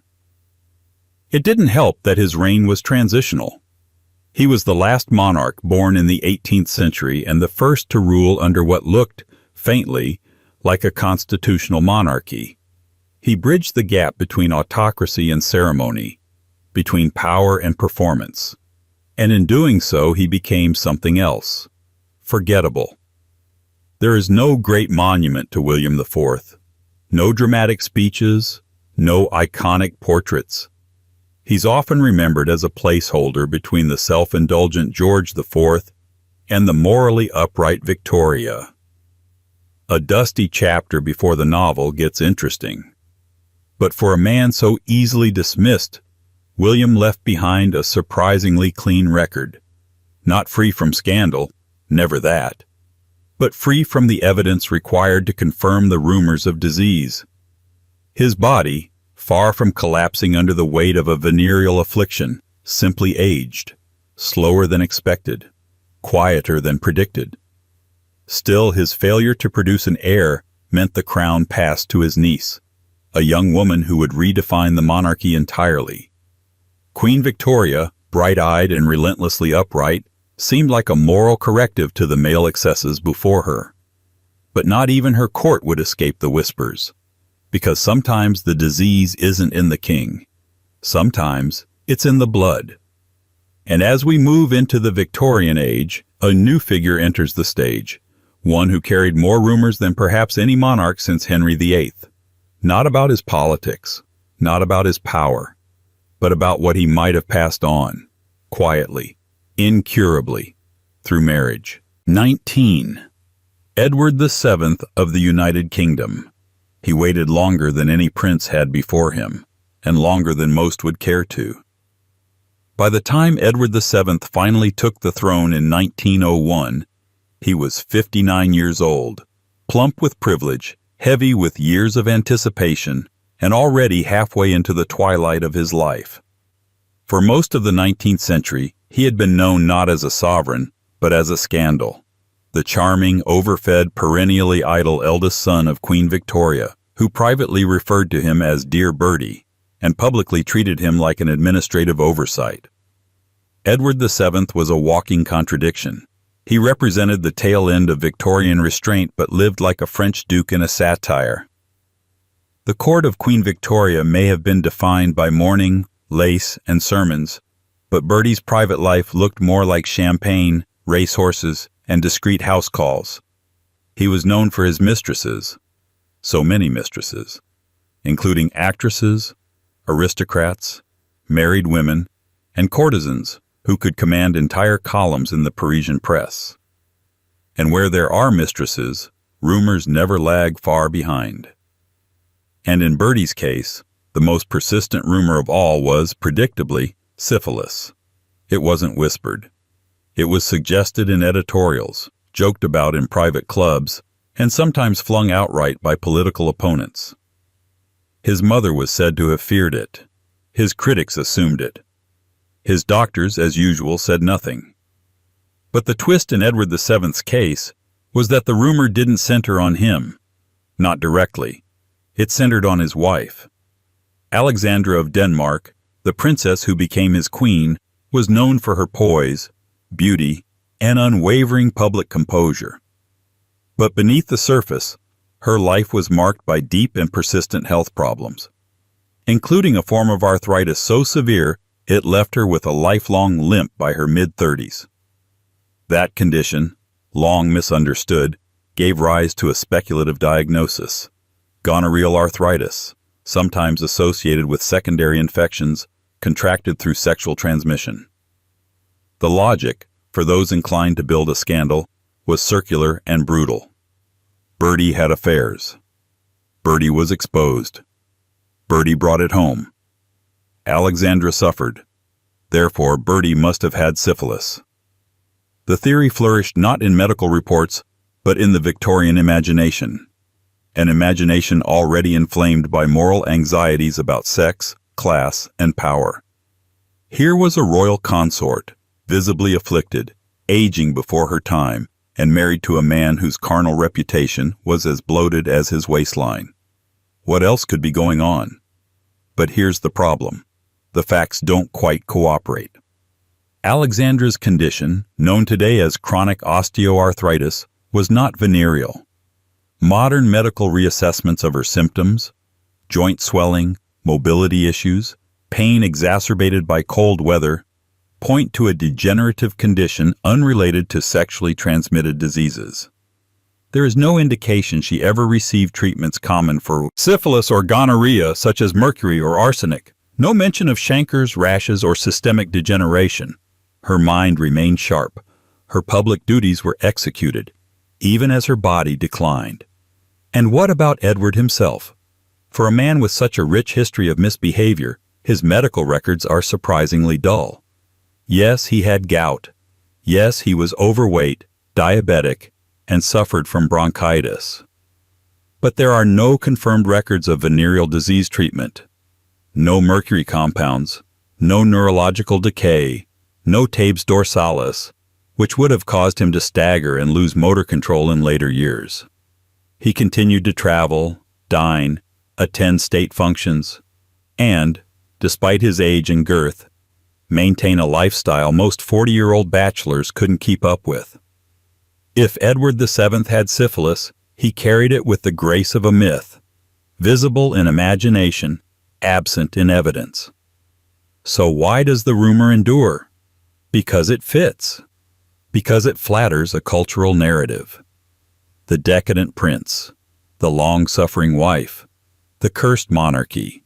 It makes sense emotionally, even when it falls apart medically. In an age where the body was supposed to reflect the soul, and disease was seen as the wage of sin, syphilis became more than an illness. It became an emblem. Edward VII died in 1910 of a series of heart attacks. His body, weakened by decades of overindulgence, simply gave out. There was no final breakdown, no collapse into madness, no dramatic confession from a royal physician. Just a slow end to a fast life. And yet, as always, the stain of rumor outlived the man, because his reign, brief though it was, served as a bridge between two worlds, the aristocratic 19th century and the industrial, increasingly democratic 20th. And in that uneasy handoff, the old fears lingered, including the fear that the disease didn't die with the generation of powdered wigs and opera boxes, because Edward's eldest son, Prince Albert Victor, never became king. But he died young, mysteriously, and in his absence a much darker theory began to bloom, one that made the whispers about syphilis seem almost quaint. Because when a royal dies young, unmarried, and with secrets unspoken, the story doesn't end. It just slips into the shadows, waiting. 20. Prince Albert Victor, Duke of Clarence and Avondale. Some royal figures leave behind legacies of statecraft, war, reform, or scandal. Prince Albert Victor, Queen Victoria's grandson, heir to the throne, left behind something else, a vacuum, a strange, echoing absence, shaped not by what he did, but by what people later imagined he might have done. And in that silence, rumor grew like mold. Known to his family as Eddie, Albert Victor was the eldest son of Edward VII and thus second in line to the British throne after his father. For a brief, uneasy period in the late 19th century, he represented the future of the monarchy. Tall, blue-eyed, and photogenic in a waxwork sort of way, he looked the part. But behind the uniform and the carefully styled mustache, Eddie puzzled just about everyone who met him. He was, by all accounts, a gentleman, kind, polite, vague, terminally vague. His tutors described him as amiable and industrious when pressed, which is code for slow. Others were less diplomatic. Some said he was intellectually underwhelming. Others hinted at deeper problems, a lack of grasp, a fog, a mental dullness inconsistent with his breeding. The whispers never stopped, nor did the speculation about his health, his intellect, or his capacity to rule. And then he died. At the age of 28, Albert Victor caught a severe bout of influenza during the global pandemic of 1891-92, the so-called Russian flu. Within days, it became pneumonia. Within a week, he was dead. Officially, it was natural causes. A tragic but not unprecedented loss. The British royal family had a long and well-documented history of unexpected deaths, inherited weaknesses, and bad luck with winter epidemics. But from the very moment the death was announced, the air around it felt different. Too sudden, too convenient, too empty. Which is precisely where the rumors crept in. One of the earliest, and most persistent, was that Albert Victor had been suffering from a long-term, undisclosed illness. Something debilitating, something incurable, something that would have made his ascension to the throne a constitutional nightmare. The most whispered culprit. Syphilis. There was no proof, of course, but this was the fin de siècle, the twilight of the Victorian age, when people had begun to suspect that the monarchy was not, in fact, immune to the consequences of private vice.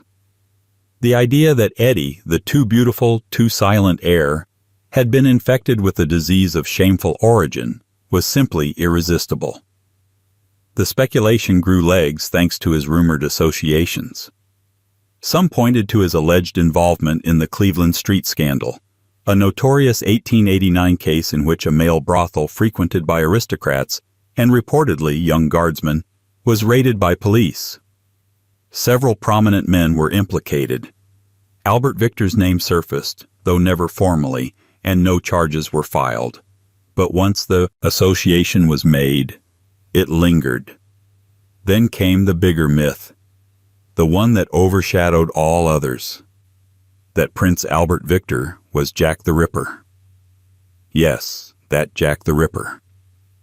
The Whitechapel killer who stalked the streets of London in 1888, whose identity remains one of the most hotly debated mysteries in criminal history. At some point in the mid-20th century, a theory emerged that the murders had been covered up by the government to protect a high-ranking royal, and Eddie, already surrounded by rumors of mental instability and secret disease, became the prime suspect in certain speculative circles.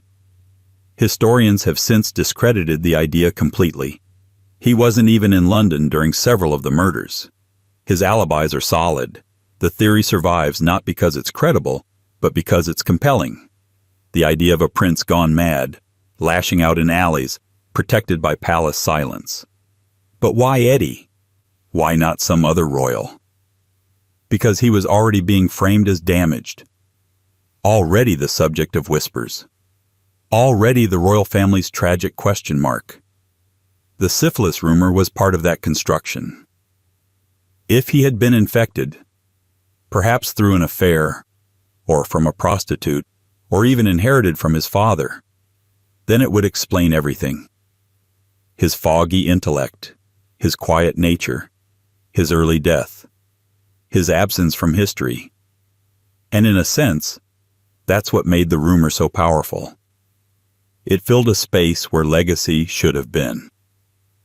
Prince Albert Victor left behind no children, no reforms, no policies, no speeches. Just unanswered questions and a photo album of a young man whose story ended too early. A man who was one heartbeat from the throne and who left behind only silence. His younger brother George, more robust, more serious, more conventional, would take his place in the line of succession.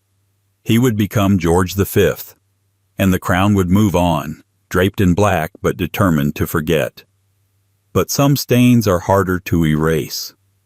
The rumors about Eddie, about disease, madness, scandal, and silence remained in the bloodstream of royal history, dormant, unresolved, and passed on like folklore.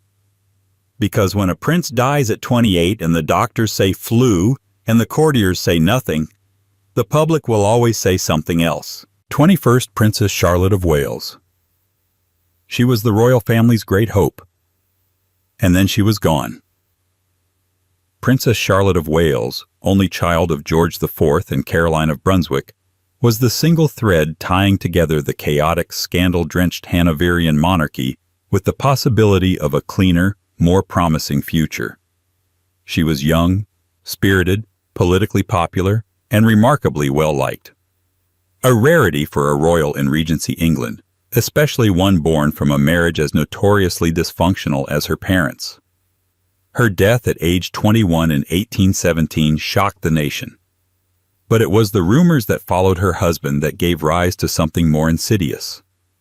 Charlotte didn't just die. She died in childbirth, after more than 50 hours of labor. The stillbirth of a son. A healthy young princess reduced to silence overnight. The national grief was immense. Black crepe sold out across the country. People wept openly in the streets. Shops closed in mourning. The shockwave was cultural, political, and deeply personal. For the first time in a generation, the British public had found a royal to root for, and then lost her. But while the official story focused on medical mismanagement, an incompetent doctor, outdated methods, and a system that saw childbirth as a private duty rather than a national concern, the unofficial story took a darker turn. What if Charlotte hadn't been the sick one? What if her husband was? Prince Leopold of Saxe-Coburg, later King of the Belgians, was widely praised in the immediate aftermath of Charlotte's death. Stoic, devastated, dignified, the perfect grieving widower. But some corners of British society didn't buy it. Too perfect, too composed. And why, they asked, had the pregnancy been so difficult? Why had Charlotte, young and previously healthy, suffered such a catastrophic labor? The questions led to speculation. The speculation led to accusations.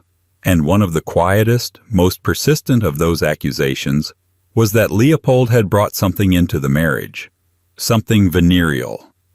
Was it syphilis? Gonorrhea? Something hereditary? No one could say for sure. But the logic, if you could call it that, followed the old pattern. Unexplained tragedy must be rooted in scandal. If the child was stillborn and the mother died shortly after, it couldn't just be an accident. It had to be corruption. Royal blood had to be tainted. Satirical newspapers didn't dare say it outright, But in veiled poems and whispery editorials they hinted at a foreign blight, a continental inheritance, a curse cloaked in love. It wasn't Charlotte they accused. It was Leopold. He was foreign. He was quiet. He came from the same extended family tree that had already begun to show signs of genetic strain. And most of all, he lived. He lived while England's princess died. None of it was fair. None of it was grounded in medical fact. Charlotte's own physicians admitted fault, albeit too late to matter. Her obstetrician, Sir Richard Croft, blamed himself so deeply that he later died by suicide, a tragic footnote in a story already thick with grief. But that didn't stop the rumors. In the absence of answers, syphilis was once again floated as a metaphor, a narrative tool to explain the inexplicable. It was never diagnosed. It was never even seriously suggested by doctors. But it didn't have to be. It had already been planted in the minds of a public increasingly skeptical of their royal family and all the secrets it might be hiding behind nursery doors and funeral veils. Leopold would go on to remarry and eventually become the first king of the Belgians. His reputation recovered, at least in Europe. But in England, Charlotte's absence continued to cast a long shadow over his legacy. He never produced an heir in England. He never ruled. And for many, he remained the quiet figure who walked out of a death room while the country collapsed into mourning. Princess Charlotte's death changed British history. It triggered a succession crisis. It forced her uncles to scramble for legitimate marriages. It directly led to the birth of Queen Victoria. But it also served as a turning point in how the public viewed royal health. No longer just a matter of medical interest, it became a national obsession, a symbol of stability or decay. And the idea that a foreign prince might bring disease into the line of succession? That stuck. Because after Charlotte, the royal family doubled down on appearances, on morality, on control. But no amount of lace, mourning gowns, or carefully arranged portraits could erase the growing suspicion that something in the bloodline, something invisible, was traveling silently from one generation to the next. And it didn't stop with Charlotte. Because one of the uncles who rushed to marry in her absence, Prince Augustus Frederick, would also become the subject of quiet, persistent rumors. Not for what he did, but for how often he seemed to be hiding something. Something that never made it into official portraits. Something that once again started with a whisper and ended with a question. 22nd. Prince Augustus Frederick, Duke of Sussex. Among Queen Victoria's many uncles, Prince Augustus Frederick was the least politically threatening and perhaps the most personally compelling. A younger son of George III, he lacked the military swagger of the Duke of Wellington or the dynastic importance of his brothers. But what he did have was an unusually independent streak for a royal, which in Hanoverian England was often confused with a sign of moral weakness. Or worse, something contagious. Augustus Frederick, created Duke of Sussex in 1801, was a man out of sync with his time. He was intellectual, reform-minded, deeply interested in science and literature. He was also plagued by ill health for much of his life. Respiratory troubles, chronic pain, skin irritations, and fatigue dogged him well into adulthood. On more than one occasion, he withdrew from public life for long periods due to exhaustion and constitutional weakness. Euphemisms that, while common for the time, often functioned as placeholders for something more whispered. And the whispers, as always, came. The first of them surfaced in the 1820s, long after his health had already started to decline but well before he'd retreated fully from public life. Court gossips described him as unwell in the peculiar manner of the diseased nobility. Others said he had inherited not only royal blood, but certain royal afflictions. The language was coy, coded, and unrelenting. It didn't help that Augustus was unconventional in other ways. He married twice, both times without royal consent, rendering his unions legally invalid under the Royal Marriages Act. His first wife, Lady Augusta Murray, was of noble but not royal blood. Their marriage, though loving, was annulled by the crown. The children they had together were considered illegitimate, cut off from succession, and erased from courtly mention. This public rebuke of tradition cast a long shadow. What kind of royal, people wondered, refused to play by the rules unless he had something to hide? What illness, what guilt, what secret had driven Augustus into domestic rebellion? It wasn't enough that his health was failing. It had to mean something. The syphilis rumor, whispered in salons, scribbled in marginalia, fit neatly into the cultural template. Here was a royal man who had broken marital protocol, whose physical strength had visibly declined, whose political ambition had shriveled into private study. Some said his hands trembled. Others described his skin as strangely discolored. A few claimed he suffered from bouts of confusion and melancholy, increasingly isolated from his family. Put together, it sounded, to a 19th century imagination hungry for symmetry, like late-stage syphilis. And yet, as with so many others on this list, the historical evidence simply doesn't hold. There's no documented use of mercury, the era's go-to treatment. No recorded breakdowns of the mind. No physician's notes describing neurological decline, lesions, or organ failure consistent with advanced infection. His ailments, though frequent, appear to be chronic rather than progressive. He suffered from asthma and possibly some form of autoimmune condition, perhaps lupus or rheumatoid arthritis, as modern biographers have speculated. Even more damning to the rumor is the fact that Augustus lived a long life. He died in 1843 at the age of 70. Not ancient, but certainly not the age you'd expect for someone allegedly battling untreated syphilis in the early 19th century. His final years were spent quietly but lucidly, surrounded by books, friends, and fellow scholars.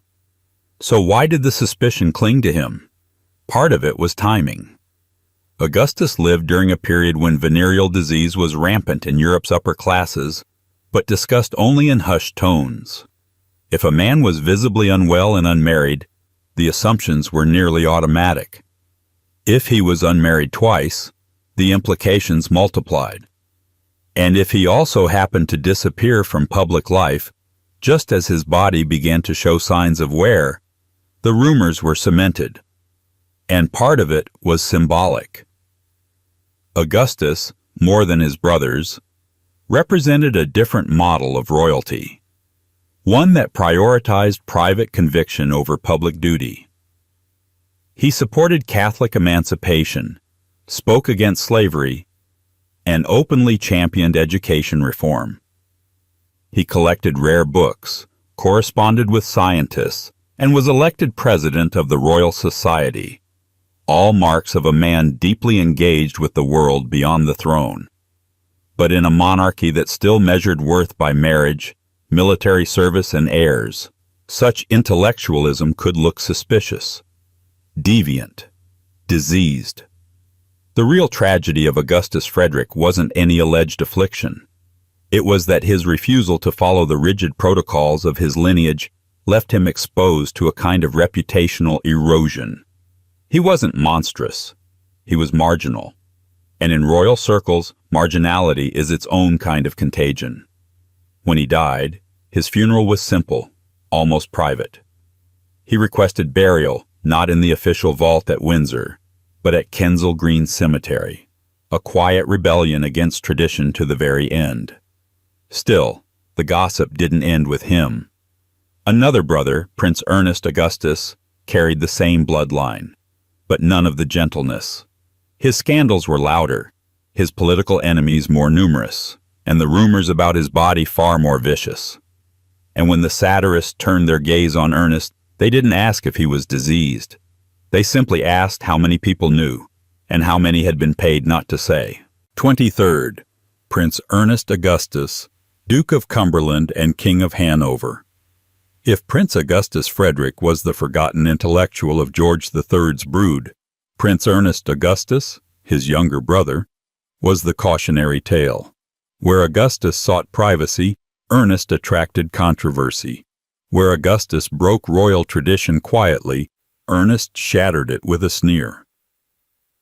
By the time he inherited the throne of Hanover in 1837, he had already become one of the most disliked figures in British royal history. And naturally, where dislike accumulates, so too do the rumors. Some political, some personal, and one, persistent, grotesque, impossible to prove, medical. Yes, syphilis. Again. The accusation that Ernest may have suffered from the great pox wasn't invented out of thin air, nor was it uniquely tied to his health. It was part of a wider narrative, a swirl of scandals, court cases, character assassinations, and public fury that followed him for decades. Unlike his more private siblings, Ernest's sins, real and alleged, were headline-ready. And by the mid-1800s, the British public had come to view him not as a man, but as a symbol of everything wrong with the monarchy's unfiltered line of succession. Born in 1771, Ernest was the fifth son of George III. He served in the army, fought in the Napoleonic Wars, lost an eye in battle, and emerged from military life with the stubborn, grim-faced righteousness of a man who believed he had earned the right to say whatever he liked, however he liked, and he did, regularly, loudly. But the trouble with Ernest wasn't just his bluntness. It was the trail of scandal he left in his wake.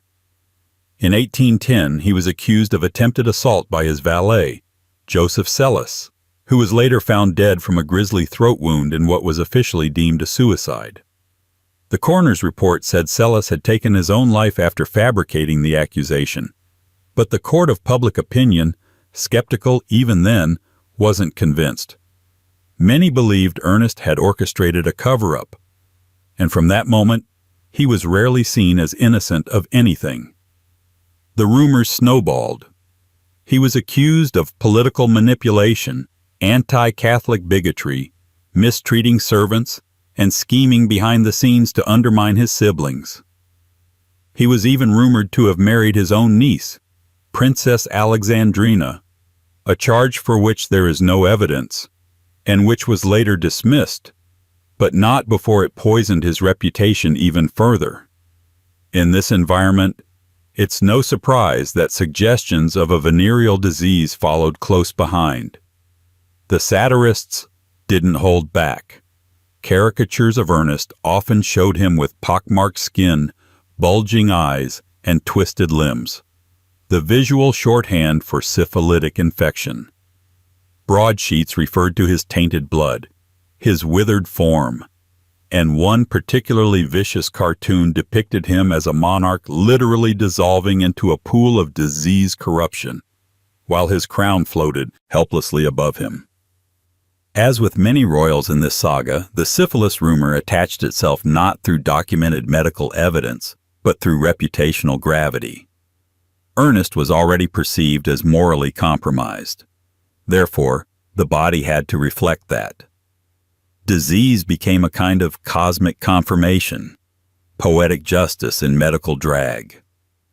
But what does the historical record say? Not much. Ernest Augustus lived to be 80 years old. His personal physicians, whose notes remain relatively sparse, never reported mercury treatments, the standard, if crude, intervention for syphilis at the time. There are no references to neurological decline, which would have been expected if he were suffering from tertiary stage complications. His eyesight was damaged, but from a war wound, not from optic nerve deterioration associated with advanced syphilitic infection. His mind remained sharp, his speeches coherent, and his political strategies coldly effective to the end. The real source of the rumor seems to have been the court of public perception, a place where reputation, once damaged, metastasizes. Ernest's personality didn't help. He was dismissive of press criticism, openly disdainful of popular opinion, and unapologetically reactionary. For reformists and satirists, he was the perfect villain. A man out of step with the modern world, clinging to power with one hand and swatting away accountability with the other. And so, when he became King of Hanover in 1837, a separate crown taken when Salic law barred Queen Victoria from inheriting that throne, the British public exhaled in relief. He was gone. Banished, more or less, to the German backwater that had birthed the royal family in the first place. But even in exile, the narrative clung. Rumors of disease, especially sexually transmitted disease, are rarely about diagnosis. They are about disgust, projection, a desire to map moral decay onto physical form. Ernest, with his arrogance and defiance, became an ideal subject. And yet, the evidence never came. His reign in Hanover was conservative, autocratic, and relatively stable.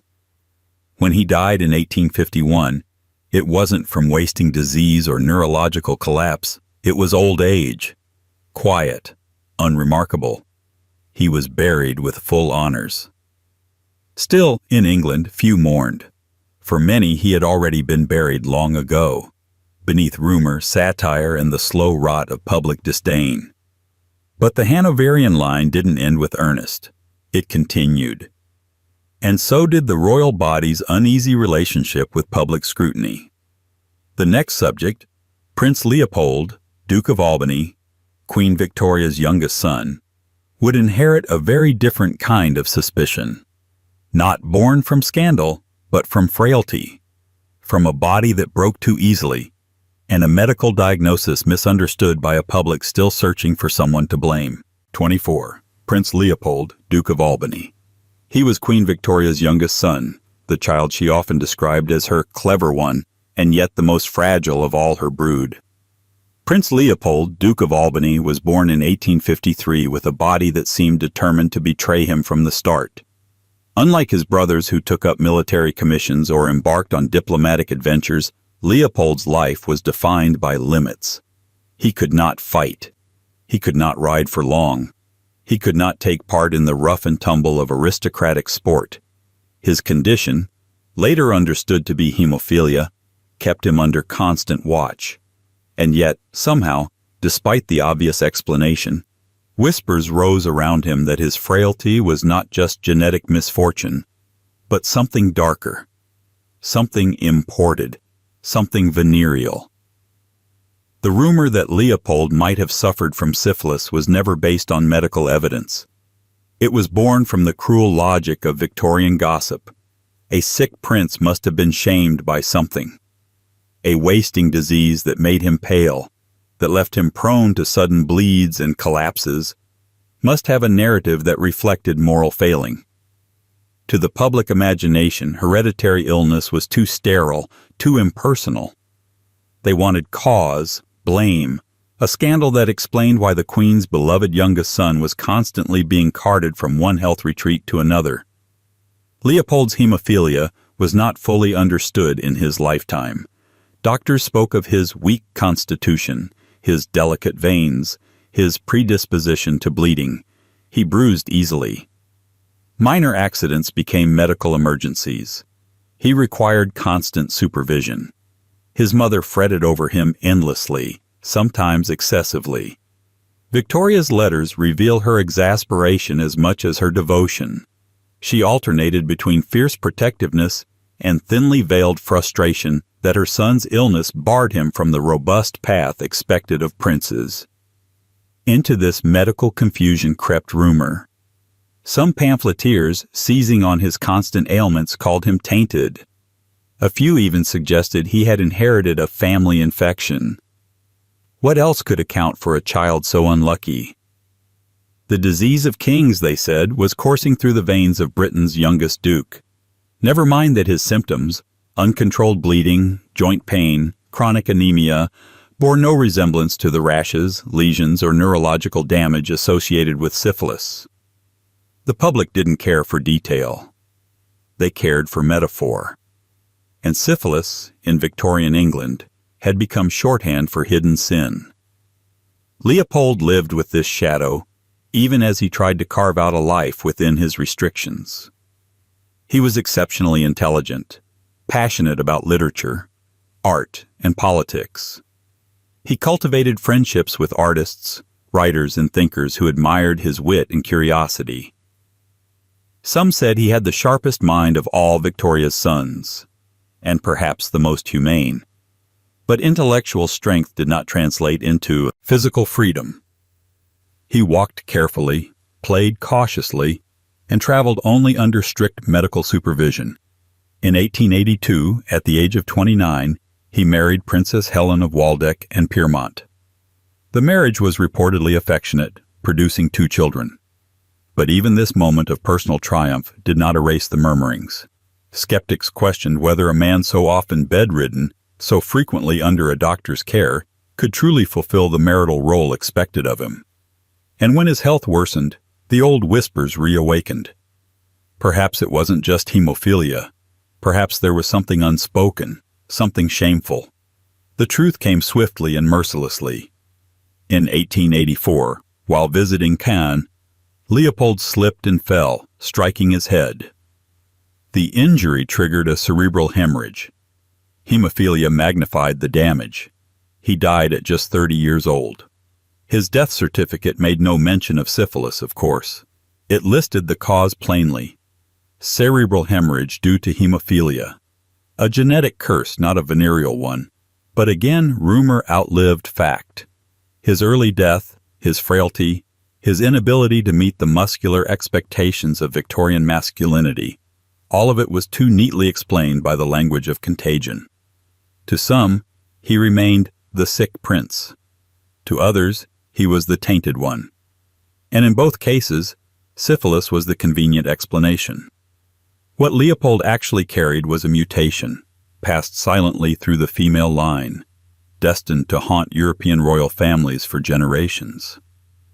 Hemophilia spread through his sisters and their descendants, turning childbirth, childhood, and even simple accidents into mortal dangers. It was not scandalous. It was cruel. And it was real. Yet in the Victorian imagination, reality was never enough. For every genuine medical mystery, there had to be a whisper of shame. Leopold was mourned as a victim of hereditary weakness, but also muttered about as if he had been the secret bearer of something unclean. He deserved better. Still, the whisper did its work. By the time Edward VIII came to the throne nearly half a century later, the public had grown accustomed to folding scandal into illness, and illness into scandal. And when that king fell, not from frailty but from choice, it was inevitable that the old rumor would return one last time. Because when a monarch abdicates, the people rarely ask why. They ask what was wrong with him.